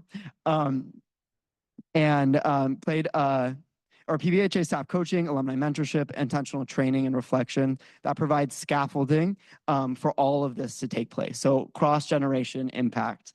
And in fact, the outcomes for alumni in the past 25 years, since there's been more intentional investment in staffing, the impact has been more profound. So in the past 25 years, as we thought about this, and I hear from alumni today, like we kind of were just let loose in the community. Like now there's a little bit more staffing and structure, still student-led model that helps to support. So that's an overview of some of the alumni impacts.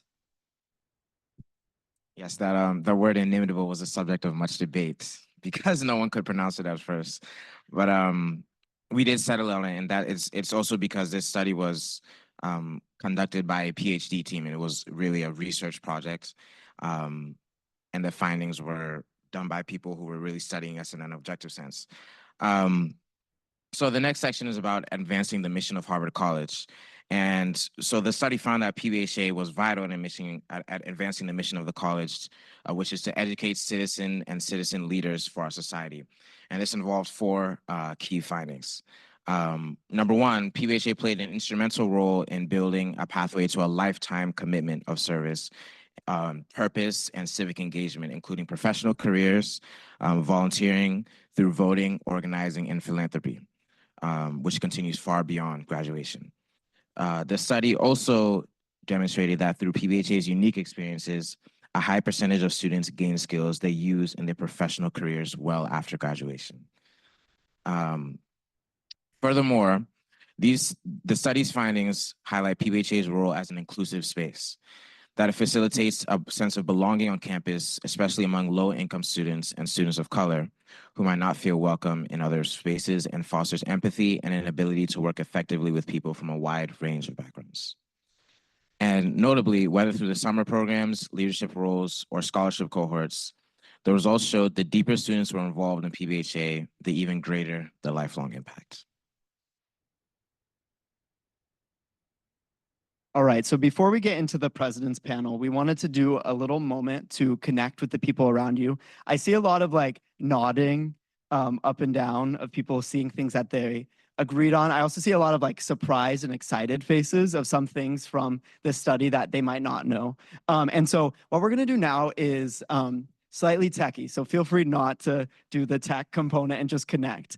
But the idea behind this is to find somebody that you haven't gotten to connect with so far in this weekend and take a moment to talk through some of the things that you heard from this study, some things that surprised you, and then in particular, thinking about our call to action and the goals that we were talking about earlier.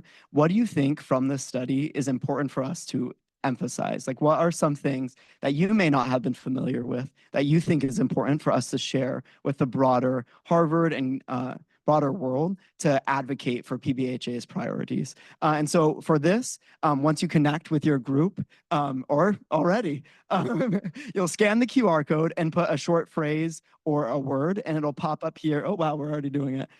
So feel free to continue, but we're gonna break out into the groups for the next like 2 minutes, just very short, just sharing some of your thoughts. So groups of 2 to 3.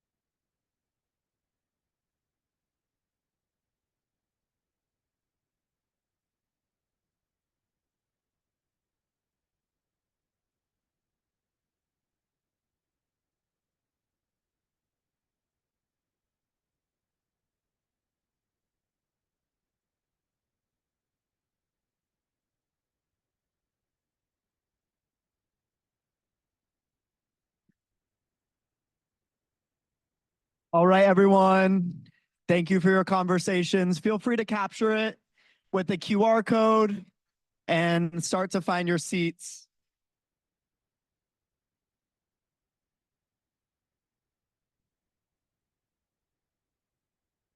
All right. Thank you, guys.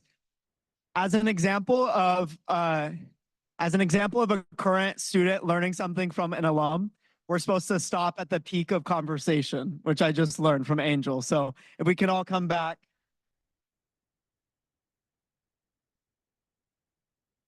It's fine. All right. Does anyone want to share out inimitable? Does anyone want to share out a word that's coming up from their conversations? You can kind of see some of it. I know the more we add, the more it kind of gets smaller. Did anyone hear something that kind of caught their eye? Caught their head? Anyone? If not, I can read some of these. So we have community building, inimitable. So the bigger they are, it means they've popped up more frequently. So a lot of people put inimitable. We have consistency, community partnerships. Any group that's wrapping up now have an additional one to add, or anyone who couldn't figure out the QR code.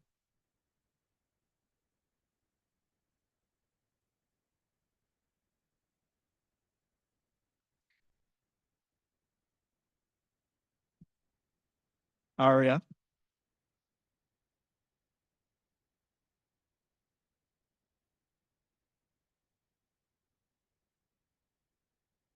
Consistency and love.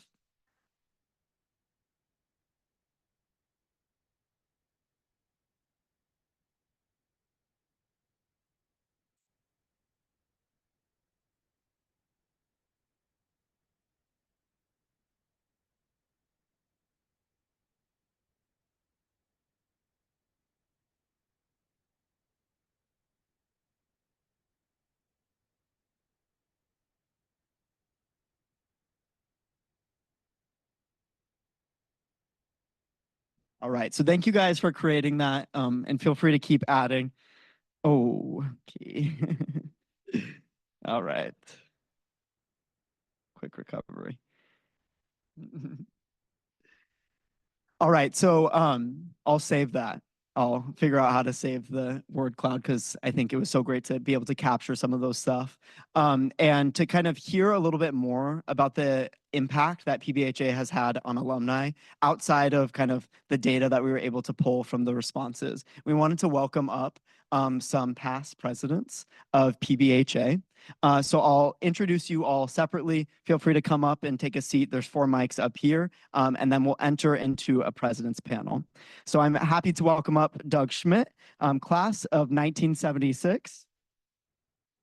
He was a PBHA president and helped to start the Mental Health Committee and is a current PBHA Investment Committee member. So we worked together when I was treasurer and co-owner of a small investment bank. Next up, we have Lavita Tandy. Lavita was class of 1992 PBHA president. She did Franklin Inner City Outreach, FIO, and is a current partner at a minority-owned law firm. Up next, we have Laura Clancy, who was the class of 2003. Another PBHA president, I'll say it for all. SUP Programming Group Officer, a NIAP Director, the Native American Youth Enrichment Program, a Franklin After School Volunteer, and the current Executive Director of the Bridge Project.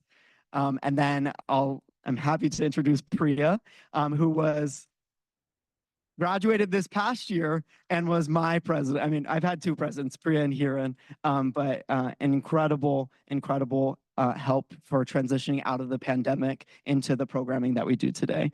So Priya will be helping to facilitate the conversation. But like I said, we're going to be chatting with the presidents about some of the impact that PBHA has made on their life.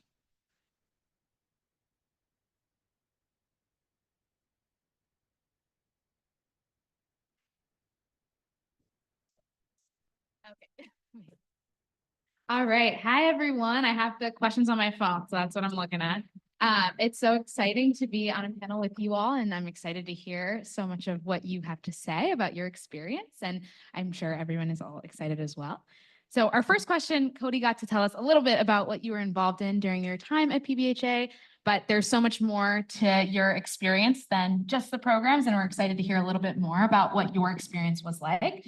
So would you mind please starting by sharing about your experience with PBHA and how that experience may have impacted your own career paths and kind of the skills, approaches, and values that you've carried with you up until now?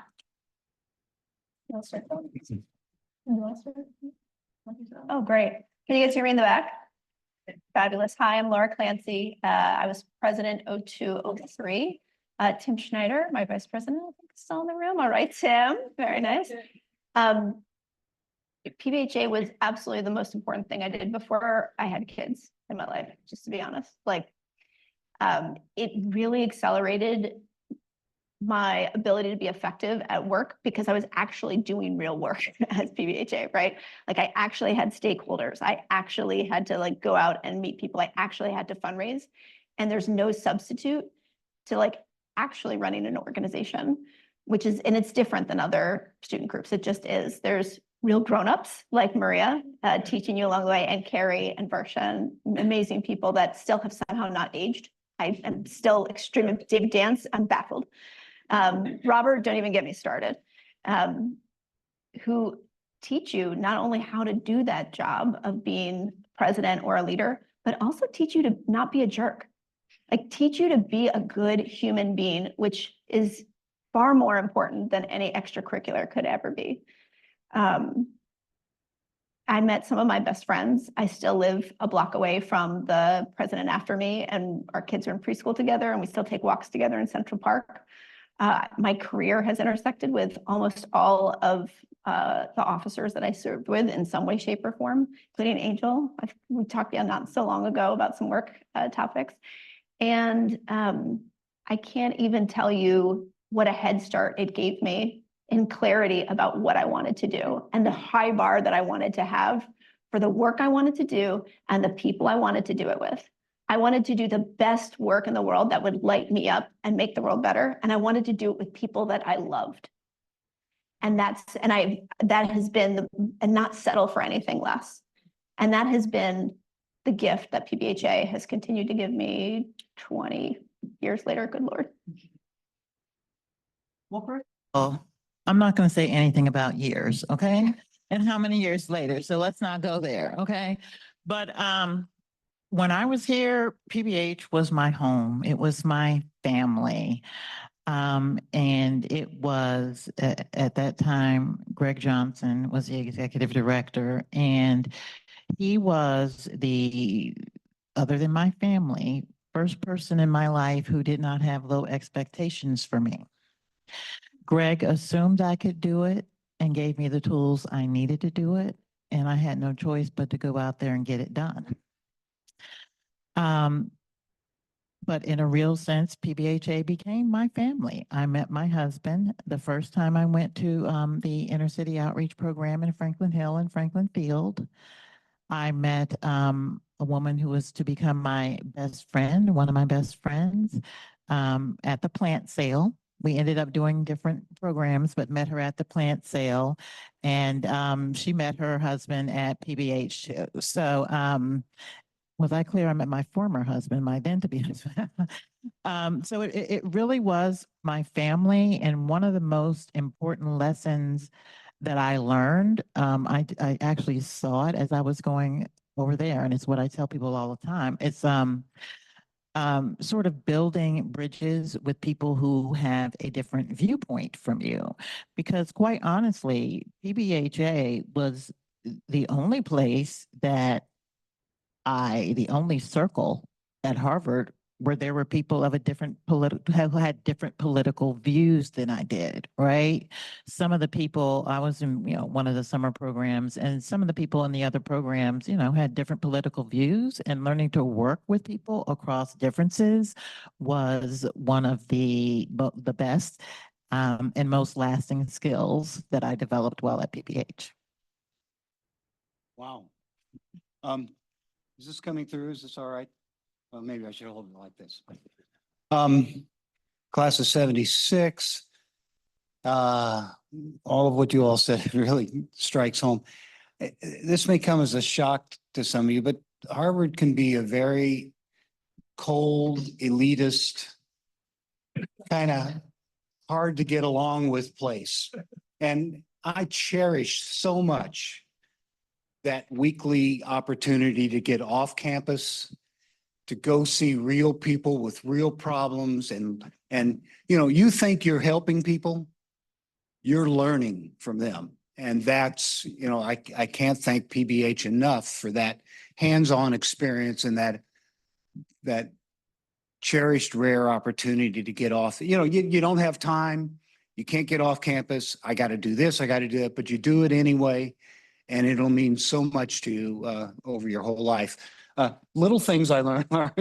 I remember I used to run meetings and I'd always put off the big things till the end, try to get all the little things done. And I remember Alan Brickman, my vice president, yelling at me one time, said, "Stop doing that. Put the big stuff at the beginning so we don't run out of time on it." So little things that you learn over life. But I'm essentially a citizen servant. I'm an eclectic, which is a fancy way of saying I never really know what I want to do. And so I've done a lot of things in life and led a lot of boards, worked on a lot of boards, worked in developmental disabilities and others. And I can easily go back to my Phillips Brooks House experiences and call on them when I'm in a group. Listen to people, listen to the people you work with, all the different things you learn through leadership. Awesome. Thank you all for sharing. And I think what I'm hearing is a really big theme of community coming out of a lot of your answers, and this idea of the people and the values that you're surrounded by for the 4 years you're here at PBHA that just carry on with you forever and ever. And I think for me, when I think about that feeling of community, it's something that's hard to put into words. It's just like a feeling and you know it when you're experiencing it, and you don't even realize how important it is until years later, or when it's kind of in the past or behind you and you're reflecting. And so in the nature of that reflection, I'm curious if you could share your own reflections about what makes PBHA so unique. We often talk about it as this like secret sauce of PBHA and how it has sustained itself for many years and has had such a profound impact on all the people that have gone through the program over the years. And so curious to hear your reflections of what that might be. And then also kind of why is PBHA such a critical part of the undergraduate experience and the college's impact on the larger world? Loaded question, so feel free to take some time to think. Well, for me, this is where I learned to think globally and think about structures and how everything sort of works together. Mercy, I remember like it was during this time that I first heard the phrase about people throwing babies in the water. And I felt like in the after school and summer programs, that's what we're sitting there pulling babies out of the water one by one so they won't drown until it dawns on you, hey, go upriver and see who's throwing babies in the water, right? And that sort of concept of looking at it globally, looking at it structurally, and that really influenced my career. That's why I went on to be an attorney, because I thought that would be the best way to go about that. And I don't remember the rest of your question. So that was perfect. So that second piece was kind of like, what was it about PBHA that felt unique, or like that secret sauce that has influenced some of your thinking about that? Well, to me, the secret sauce was Greg, but the sense of confidence and the sense of teamwork and people being able to get things done. PBH was a place where there was a lot of diversity before people were talking about diversity, and you learn the value of different team members and their different skills, which was very critical in my development. And so I know it's a much different atmosphere now, but for me.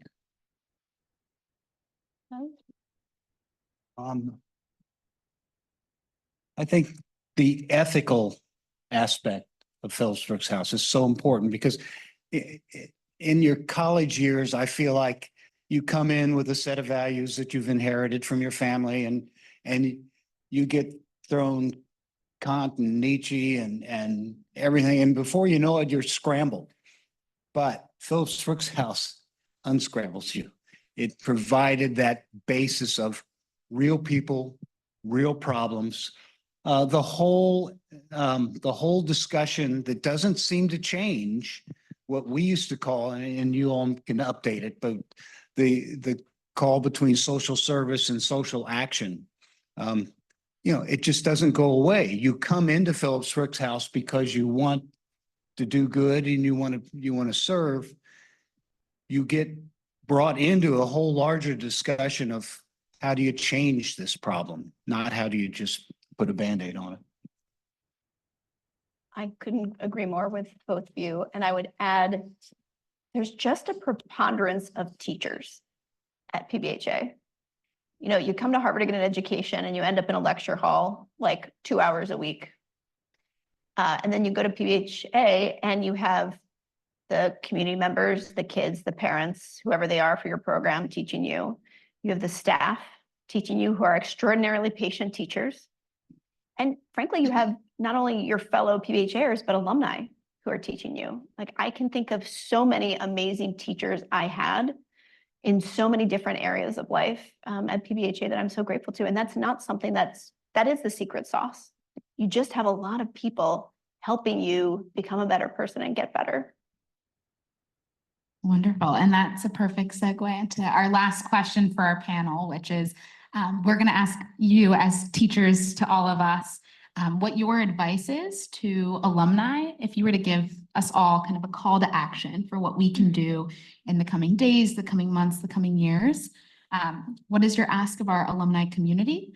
And as Cody put it beautifully in his intro, there's a lot going on in the world and there will continue to be. And so in this time, specifically now, but also looking to the future, what is your call to us as a community? Who's up? Well, I'm very happy to do that one because I think for me, it's making sure that I make a more consistent and greater financial commitment. It wasn't until I became a part of the alumni board that I sort of started to see and learn more about how PBHA has changed in the couple of years since I graduated.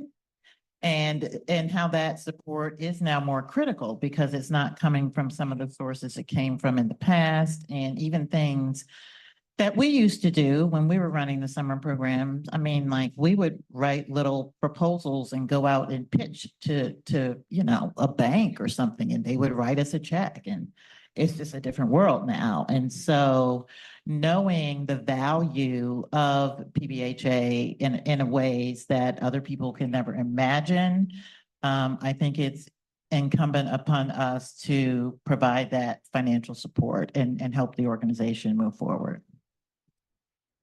I would just add to that. We all are busy people and we get in our heads, right? It's like, I got all these things happening in my personal life. Maybe I have a social impact career. I'm already doing so much. It doesn't take that much time, right? To figure out how I can contribute as an alumni, whether it's financially or in some other form, if that's better. So I would just say, like, get out of your head and it's time to get into action, or butts into action. One of the things I've noticed throughout today and pleasantly and happily noticed is that the programs that exist today, the programs that existed when I was here are gone, but they were very important to the time we did deinstitutionalization of mental hospitals. We did initial prisons work, going into prisons when nobody went into prisons. We had Access Boston, which was this program to help eliminate barriers for people with physical disabilities. We went into Roxbury and did small claims court, which was unheard of at that time. Those were problems of my time and have graduated on to either being professionalized and gone beyond Phillips Brooks. I mean, these were innovative programs. So I'm very impressed that every decade, it seems to keep happening. Student run, student initiated. Now, with that, I'm an old guy. All you old guys and gals and guys in the room, this is a good use of money.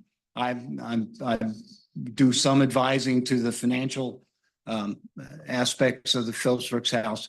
The money is well kept, it's well guarded, It's well, it's put into socially responsible investing.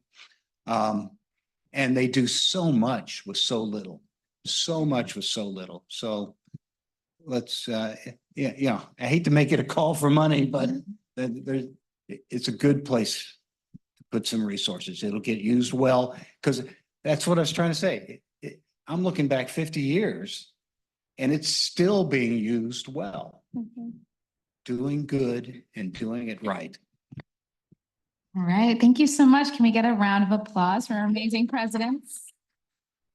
Before you guys head off, I'd also like to welcome all past PBHA presidents. We're going to do a quick photo at the front. So if you were a past president, please come to the front and we'll pose. And President-elect Nana.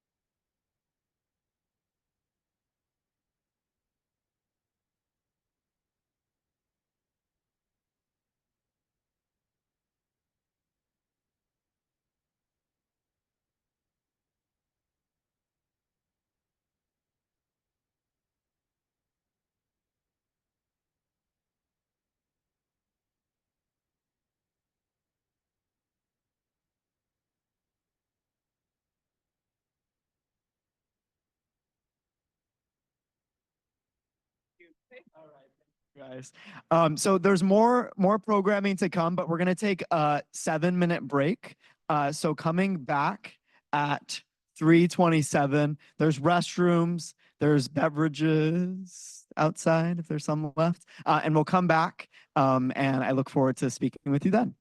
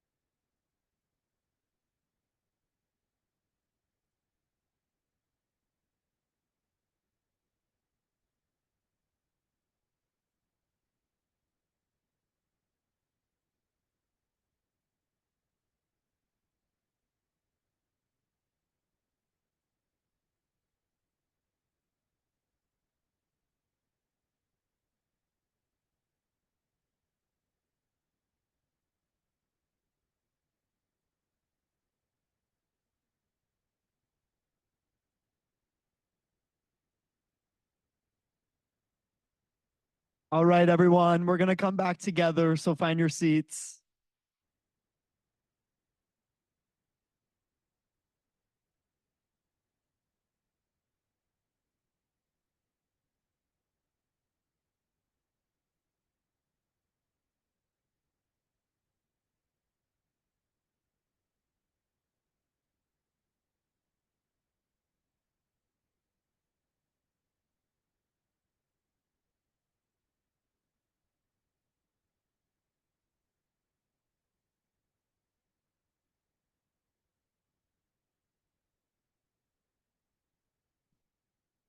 All right, so welcome back, everyone. We've been trying to intersperse some bathroom breaks and some breaks in general. And I feel like a lot of alumni events are program heavy, so I love the moments of connecting that I was hearing in between. So thank you guys for that. So for our next part of the Leading with Vision session, I'm pleased to welcome two alum. First is Lisa Ulrich, who is the PBHA current president, soon to be outgoing president of the Alumni Association, as well as the executive director of Crimson Goes Blue. Is that the title? Managing director of Crimson Goes Blue, along with Steve Hawkins, who is currently at the, sorry, I don't have the bios here, but former vice president of NAACP, currently, doesn't matter. Importantly connected to this event, a proud PBHAer. We had some great pictures that been cycling throughout of Steve. So thank you guys both for coming up, and proud to welcome you. Thank you. Can you guys hear me? Oh, great. Well, I just want to start by saying I have never been in a room with more presidents. Everyone here seems to have been a president. And I'm very honored to be addressing you. I'm actually a PBHer by, I'm kind of like an in-law because I actually was not part of PBH as an undergrad. My service experience began as part of the founding staff of City Year, which some of you may know was kind of one of the earliest AmeriCorps programs. And I joined PBH's A's board because, as this survey showed, I do not know of any other leadership development program or creator of new leaders for our country that I thought was more powerful, more effective, and more worthy of my time. And it's been a huge honor to serve on this board. I'm just in awe, and I just want to acknowledge the people who put this conference together. Thank you so much. I was not in a great mood coming yesterday, and I literally returned on sort of like the wings of a dove or something like that. I felt so much more uplifted, and I'm very happy to be here today.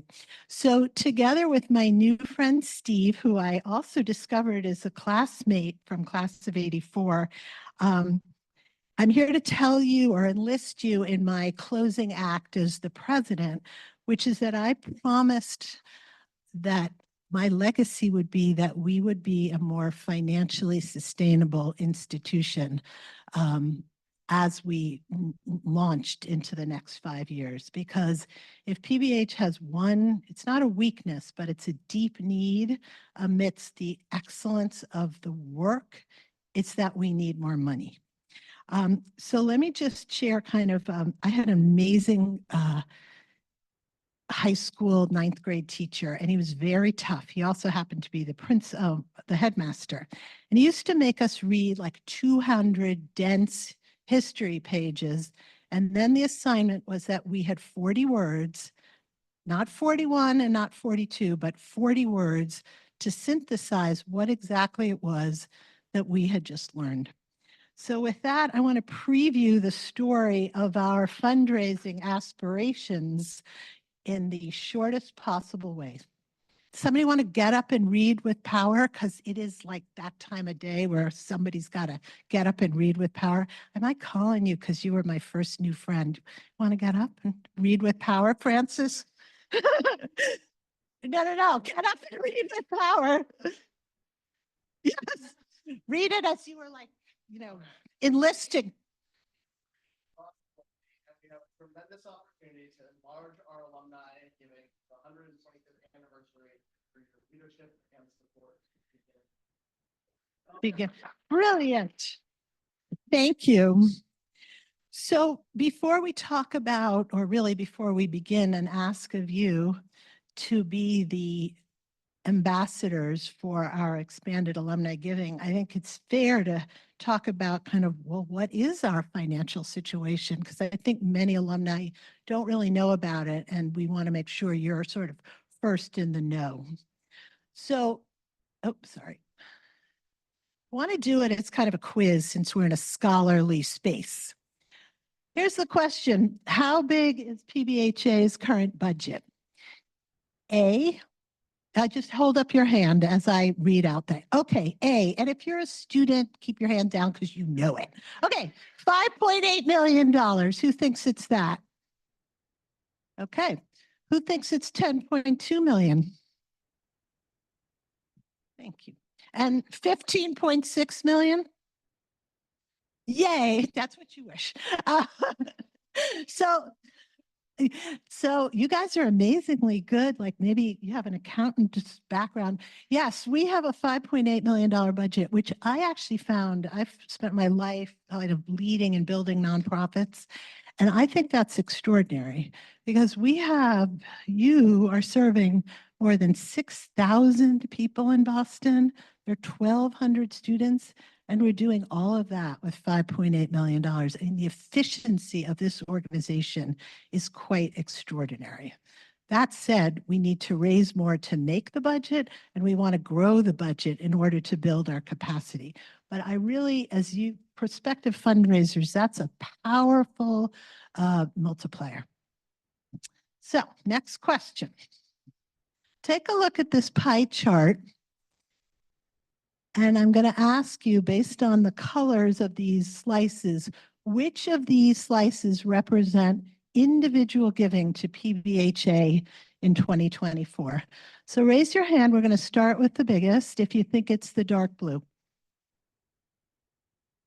Okay. Next up, the sort of lightish blue, middle blue, orange. Nobody's voting. It's like America. It's horrible.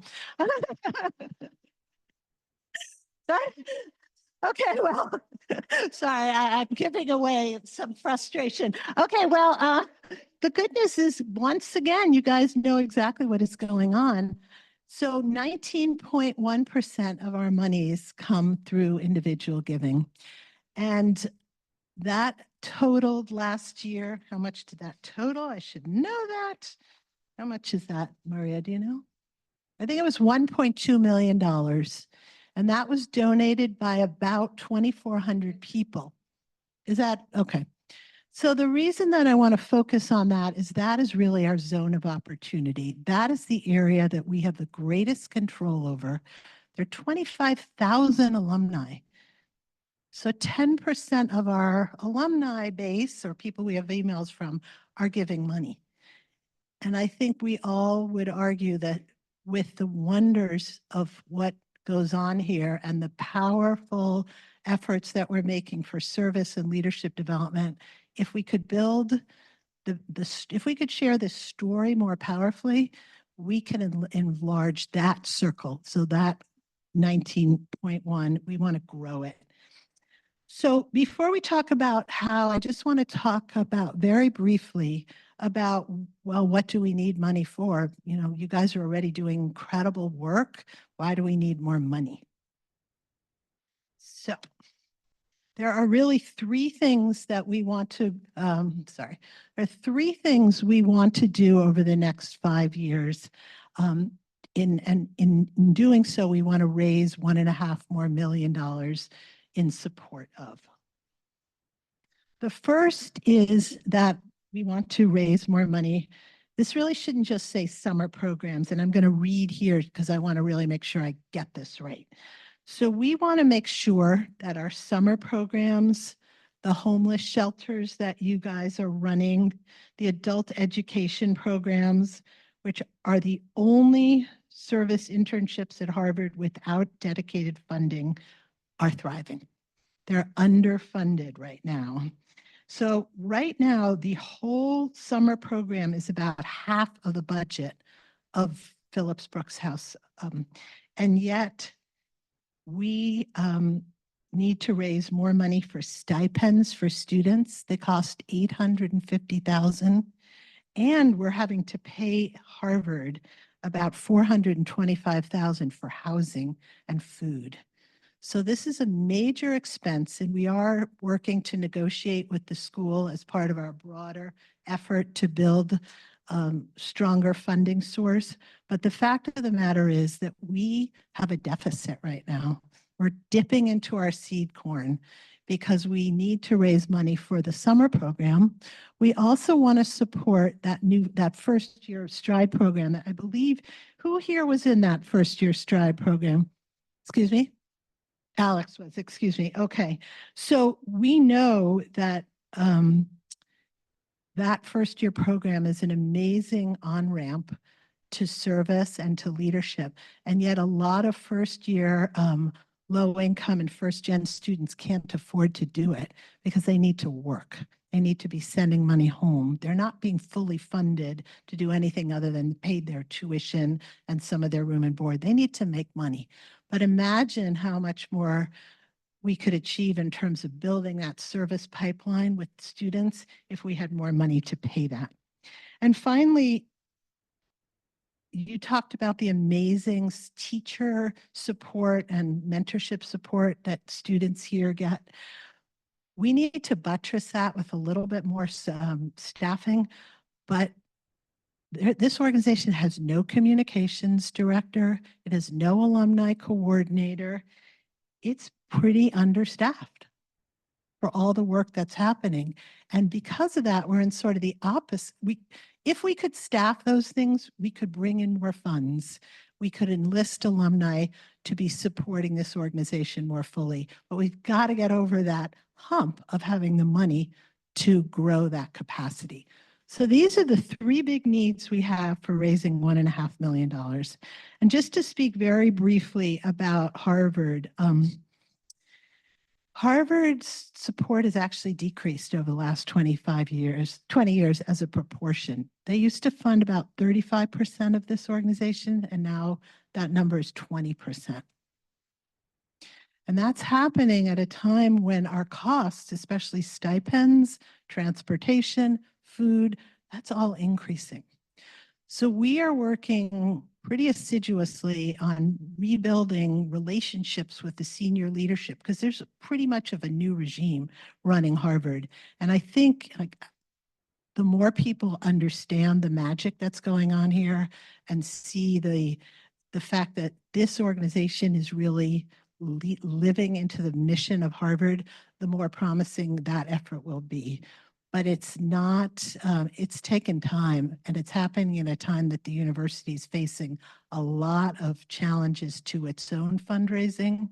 Well, not to its own fundraising, but to its, there are just many competing demands, and we are going to have to work really hard to get the attention of the leadership. And so hopefully some of you here may have that, but for now, the locus we can control is alumni. And so that's the focus of the work that we're asking everyone here to do. So I'm going to very briefly talk about how you can support this, and then we're going to do a little bit of a pair share about, how are we doing for time? About how you'll answer the call. Okay, I know I've been talking a long time. Actually, before we go on, are there 2 questions, 3? Don't feel you need to ask, but if you have any clarifications before we go on. You want to stand up? I'm a big fan of like speaking aloud.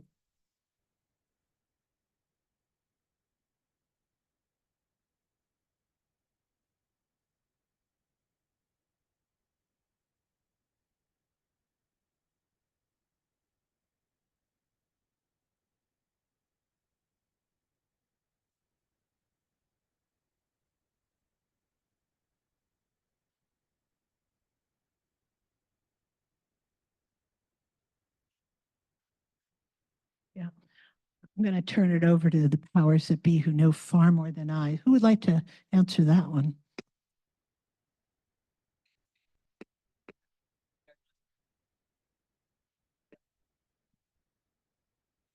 Maria, feel free to add on in addition, because I wasn't here when they started the first year Stride.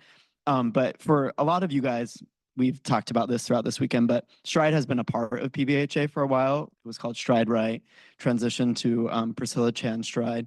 And it was an opportunity for students to choose service work as a way to be in community and then also support their basic needs, support their family back at home, things like that. The goal with first year Stride is to expand that to the freshman year, because there was a study done in seeing how to get more students involved with public service. And an important part of that was getting students right as they entered the university to get engaged in service. And additionally, there's a gap in, as you were noted, the kind of students on financial need feeling like service wasn't an opportunity or an option for them because they've had to go get a job.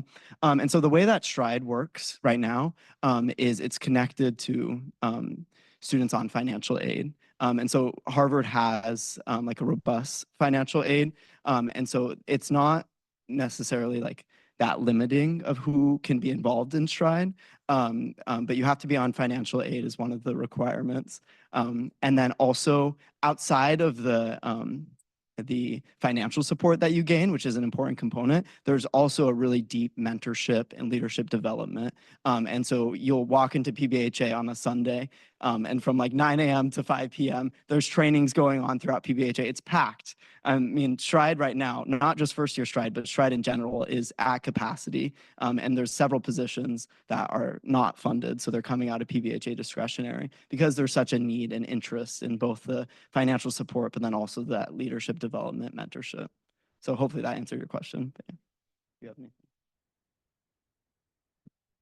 That was awesome. Any last question before we power on to talk about the opportunities to garner support? Okay, I know this time of day, like in most parts of the world, people are napping. So my hope is that you can keep that at bay for just a few more minutes because this is so scintillating. So there really are three primary general kind of buckets for how it is that you can, we hope to engage you in building a broader base of support. And the first is really kind of a big bucket just called engaging others. You guys have amazing stories. And you've got networks of friends who've been part of PBHA, but maybe who haven't. And I think PBHA is well loved, but not well understood outside of the group of alumni who've done that. So there are two primary opportunities for doing this that we want to just focus on. In the next 5 years, each one of you will be part of a reunion. And as we know, reunions are a source of, you know, people coming together, remembering the best of what it is that they did, and being asked to contribute to the university. The great news is there'll be an opportunity for people to allocate their contribution to Phillips Brooks House to the class gift. So it kind of does double duty, but it's the perfect time to make an ask. Is at that reunion, on behalf of Phillips Brooks House, you can make an ask that will also benefit the university. So there's sort of a double whammy. The other thing is like regional events, especially. We did one in New York a few months ago, and it was extremely successful. We need more sponsors who in their cities will organize and be really hosts. We've got the program down. What we need you to do is bring the people. So if you live in one of the major metropolitan areas and are interested in doing this or are very involved in your Harvard club, this is a powerful way to do this kind of at scale, aside from being here in Cambridge. So that's the first. The second is that we're building a community of a planning group for the 125th anniversary, of which fundraising will be a central part. I had a great talk with Steve earlier, and he was like, he told me all about his amazing experiences, and he said, I'd be happy to help. And that was music to our ears. And I imagine that many of you also have some innovative ideas or fundraising experience, or maybe haven't got fundraising experience, but just feel so inspired. So joining that committee can be that sort of on-ramp to being part of a more formal group. And then last but not least, I call this be the change. And you'll have a chance, and we should have like made the change like a quarter or something, although we'd like you to give a lot more than a quarter. But today is that day, and you'll hear in a moment from Steve to really, I hope, bring your heart as well as your head into this. Whether you have a lot of capacity or you've just recently graduated, or you're still paying off student loans, we know that you love this organization a great deal.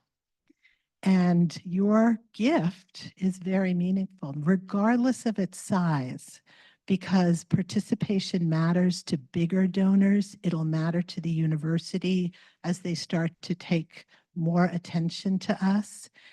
And it will be, I hope, become a habit, especially if you say, I'm going to start to give over and over. I'm going to make Phillips Brooks House one of my top giving, or I'm going to make a monthly gift. So your inboxes are probably full of asks. So all of you guys have so many things you care about, but we know that this organization is like just core to your soul and your heart and is doing so much. And so I'm just making a personal ask of you to consider giving pretty generously today, regardless of what generously means to you. And so let me turn over the floor to Steve, who is going to give his own pitch before we give you that up. I know it's getting late and thank you all. So sharing a bit about my Brooks House experience, I helped to start the Academy Homes Youth Enrichment Program. We lived in the summers in the Academy Homes housing development in Roxbury. It was an extraordinary experience because not only was it a day program, but it was also a night program. To have a 7-year-old knocking on your door at 9 o'clock at night, to take a group of 15, 16-year-old kids who were too old to be part of the typical summer program, but trying to keep them from ending up incarcerated. I brought them to my hometown of Ossining, New York, famous for Sing Sing Prison. I remember them sleeping on my mother's floor and going into the prison the next day because those inmates were mentors of mine as a high school student. That's a whole another story, and that's how I got involved with the NAACP. But it's moments like that that I remember. I heard people talk today about the community and the fellowship at Brooks House, and that rings true for me too, as somebody who came from a poor family, felt very out of place at Harvard, and felt like I found my tribe at Brooks House.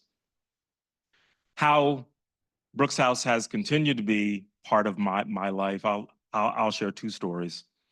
One was years later, I'm a civil rights attorney. I'm working on a case in Mobile, Alabama, and I'm walking down the street and I hear somebody say, "Mr. Hawkins, Mr. Hawkins." And there was Jesse Mabry's mother. Jesse Mabry had been a 7-year-old that I worked with from the age of 7 to 11. And they had moved to Mobile, Alabama. I hadn't seen Jesse in years. We had lost contact. And so I go to the home that night and I surprised Jesse, and he had just finished high school. And I say, so what are you going to be doing next year, man? And he's like, well, I'm thinking about school.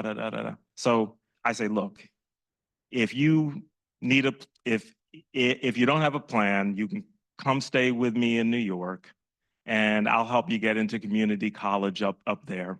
And then he says, oh, okay, I'll think about it.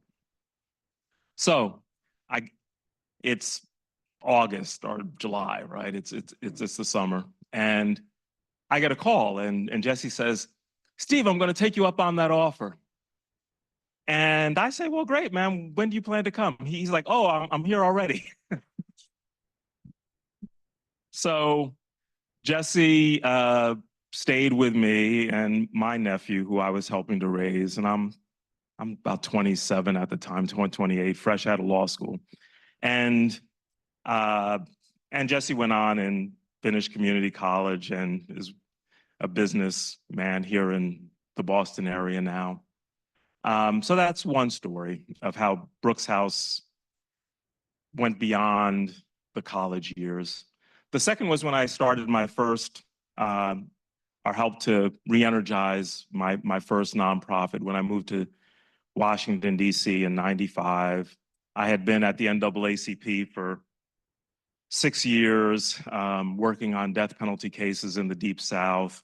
Did a lot of work with Brian Stevenson, someone who some of you have heard of, and ran and came to DC to run the National Coalition to Abolish the Death Penalty, which had a budget of probably about $500,000 at the time. And I recruited Greg Johnson to serve on that board. And he recruited Henry Fernandez, who was the class of '88. And together we worked on fundraising and increased the budget fourfold in about a 5-year period. I had a Howard college student working with me, and and here we are scrambling to make this organization work at a time when the country was executing about 100 people a year. And got a call in somebody wanting to give money. And the person said, well, I'll send you $1,000. And I was like, well, that sounds great to me.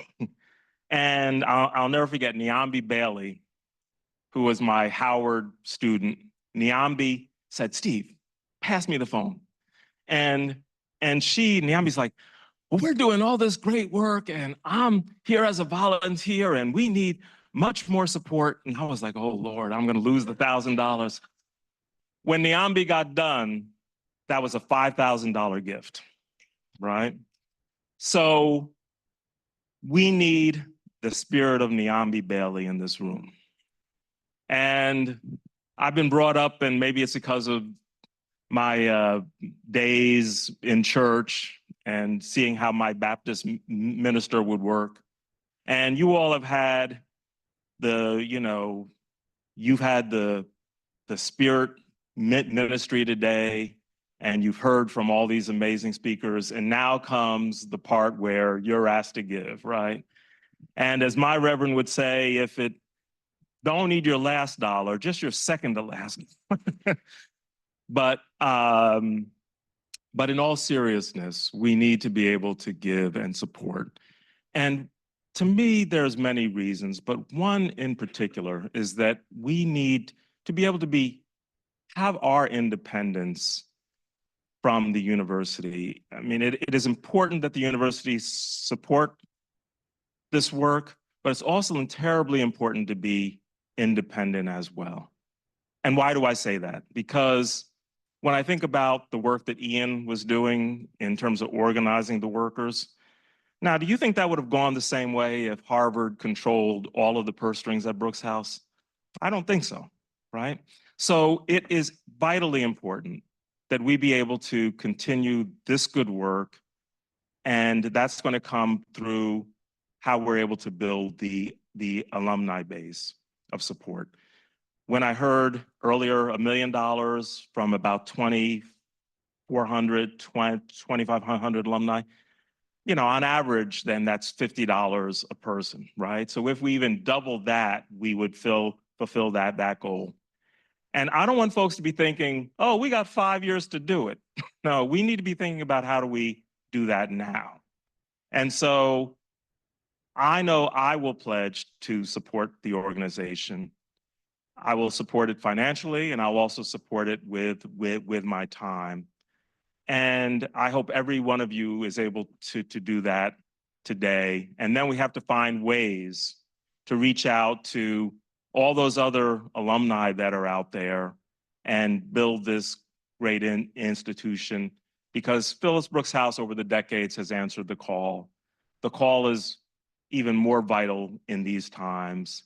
And I'm going to turn it back over to my partner now to explain how to functionally do this. That was amazing. Thank you. That was amazing. So functionally, how do we do this? We have two ways you can contribute. One is if you open your packet, there's a little QR code. QR codes are everywhere now, and you can do so much. So you can contribute by using your QR code right here, pledge form, or Talia will hand out for those old school people like a pen and paper. You can fill this out here, and it will also, yeah, so we want to really carpe diem, like the feeling is good, the need is great, and the impact you can make is amazing. So we hope that you will all make a gift and tell you just how grateful we are. We're going to give you a few minutes to dig deep, and thank you so much. And then we'll segue.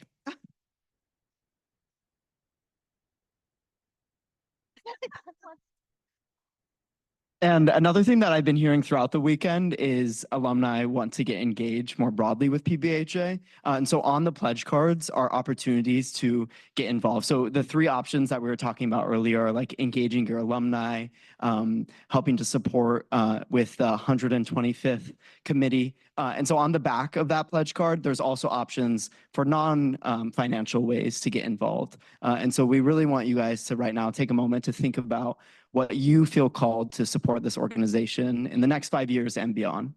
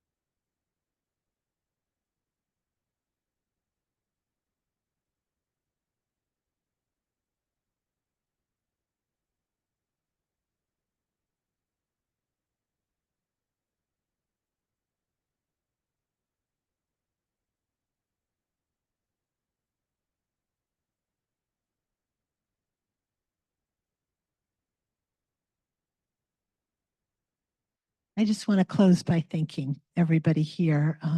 It's just been incredibly wonderful to start to either deepen or meet many of you and to hear your stories, and to thank you for the support that you've given. This is such a promising organization, and we are going to be the change to help it become financially more sustainable in ways that are so important for the mission. So thank you for being that kind of early, the early ambassadors, the early contributors that we need now to start that progress towards the 125th. And I look super forward to meeting you and working together to help to build our financial sustainability. So with that, let me turn over the floor back. Thank you.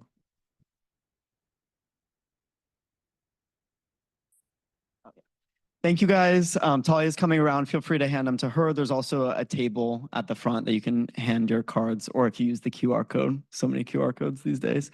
So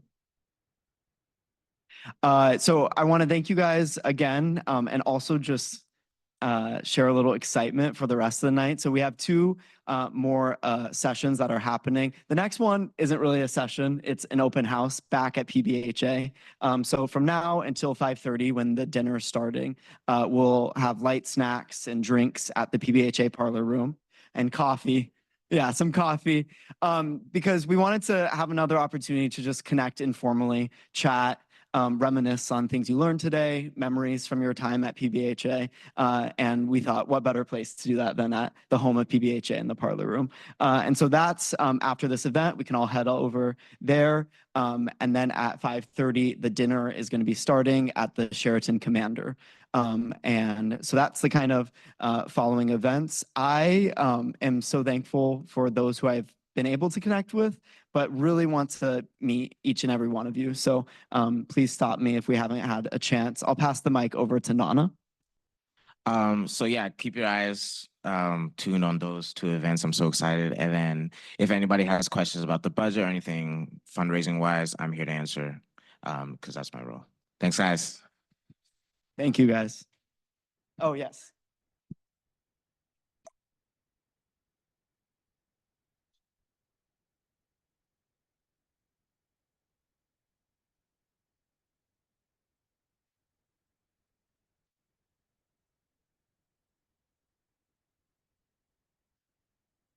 Yeah. So for those of you who are Harvard graduates, which is the vast majority of you, you can donate through Harvard to PBHA and get class credit for that. That was a recently negotiated thing. But for any dollar that's spent on anything aside from student stipends, it gets a 15% administrative fee tax on it. And so luckily, we've been able to increase the amount of money that we receive from Harvard graduates because of this class credit. But since stipends only make a portion of our budget each year, especially stipends to Harvard students, and that's the only thing that doesn't get taxed, we've been having to pay that tax every year, that 15% administrative fee to the university. And so it's great to get class credit, but also to be aware of that 15% of things that go through Harvard that don't go directly to students get that 15%.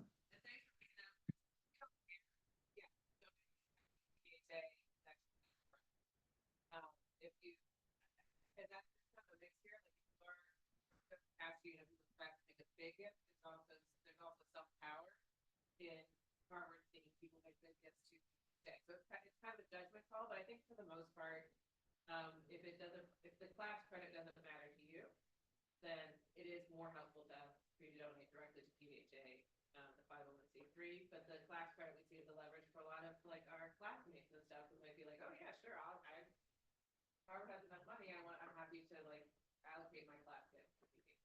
So that's kind of, but thank you for making that important point. Thank you. Perfect. Any other questions before we head off? All right, so I'll see you guys all in the parlor room, if not at the Sheraton.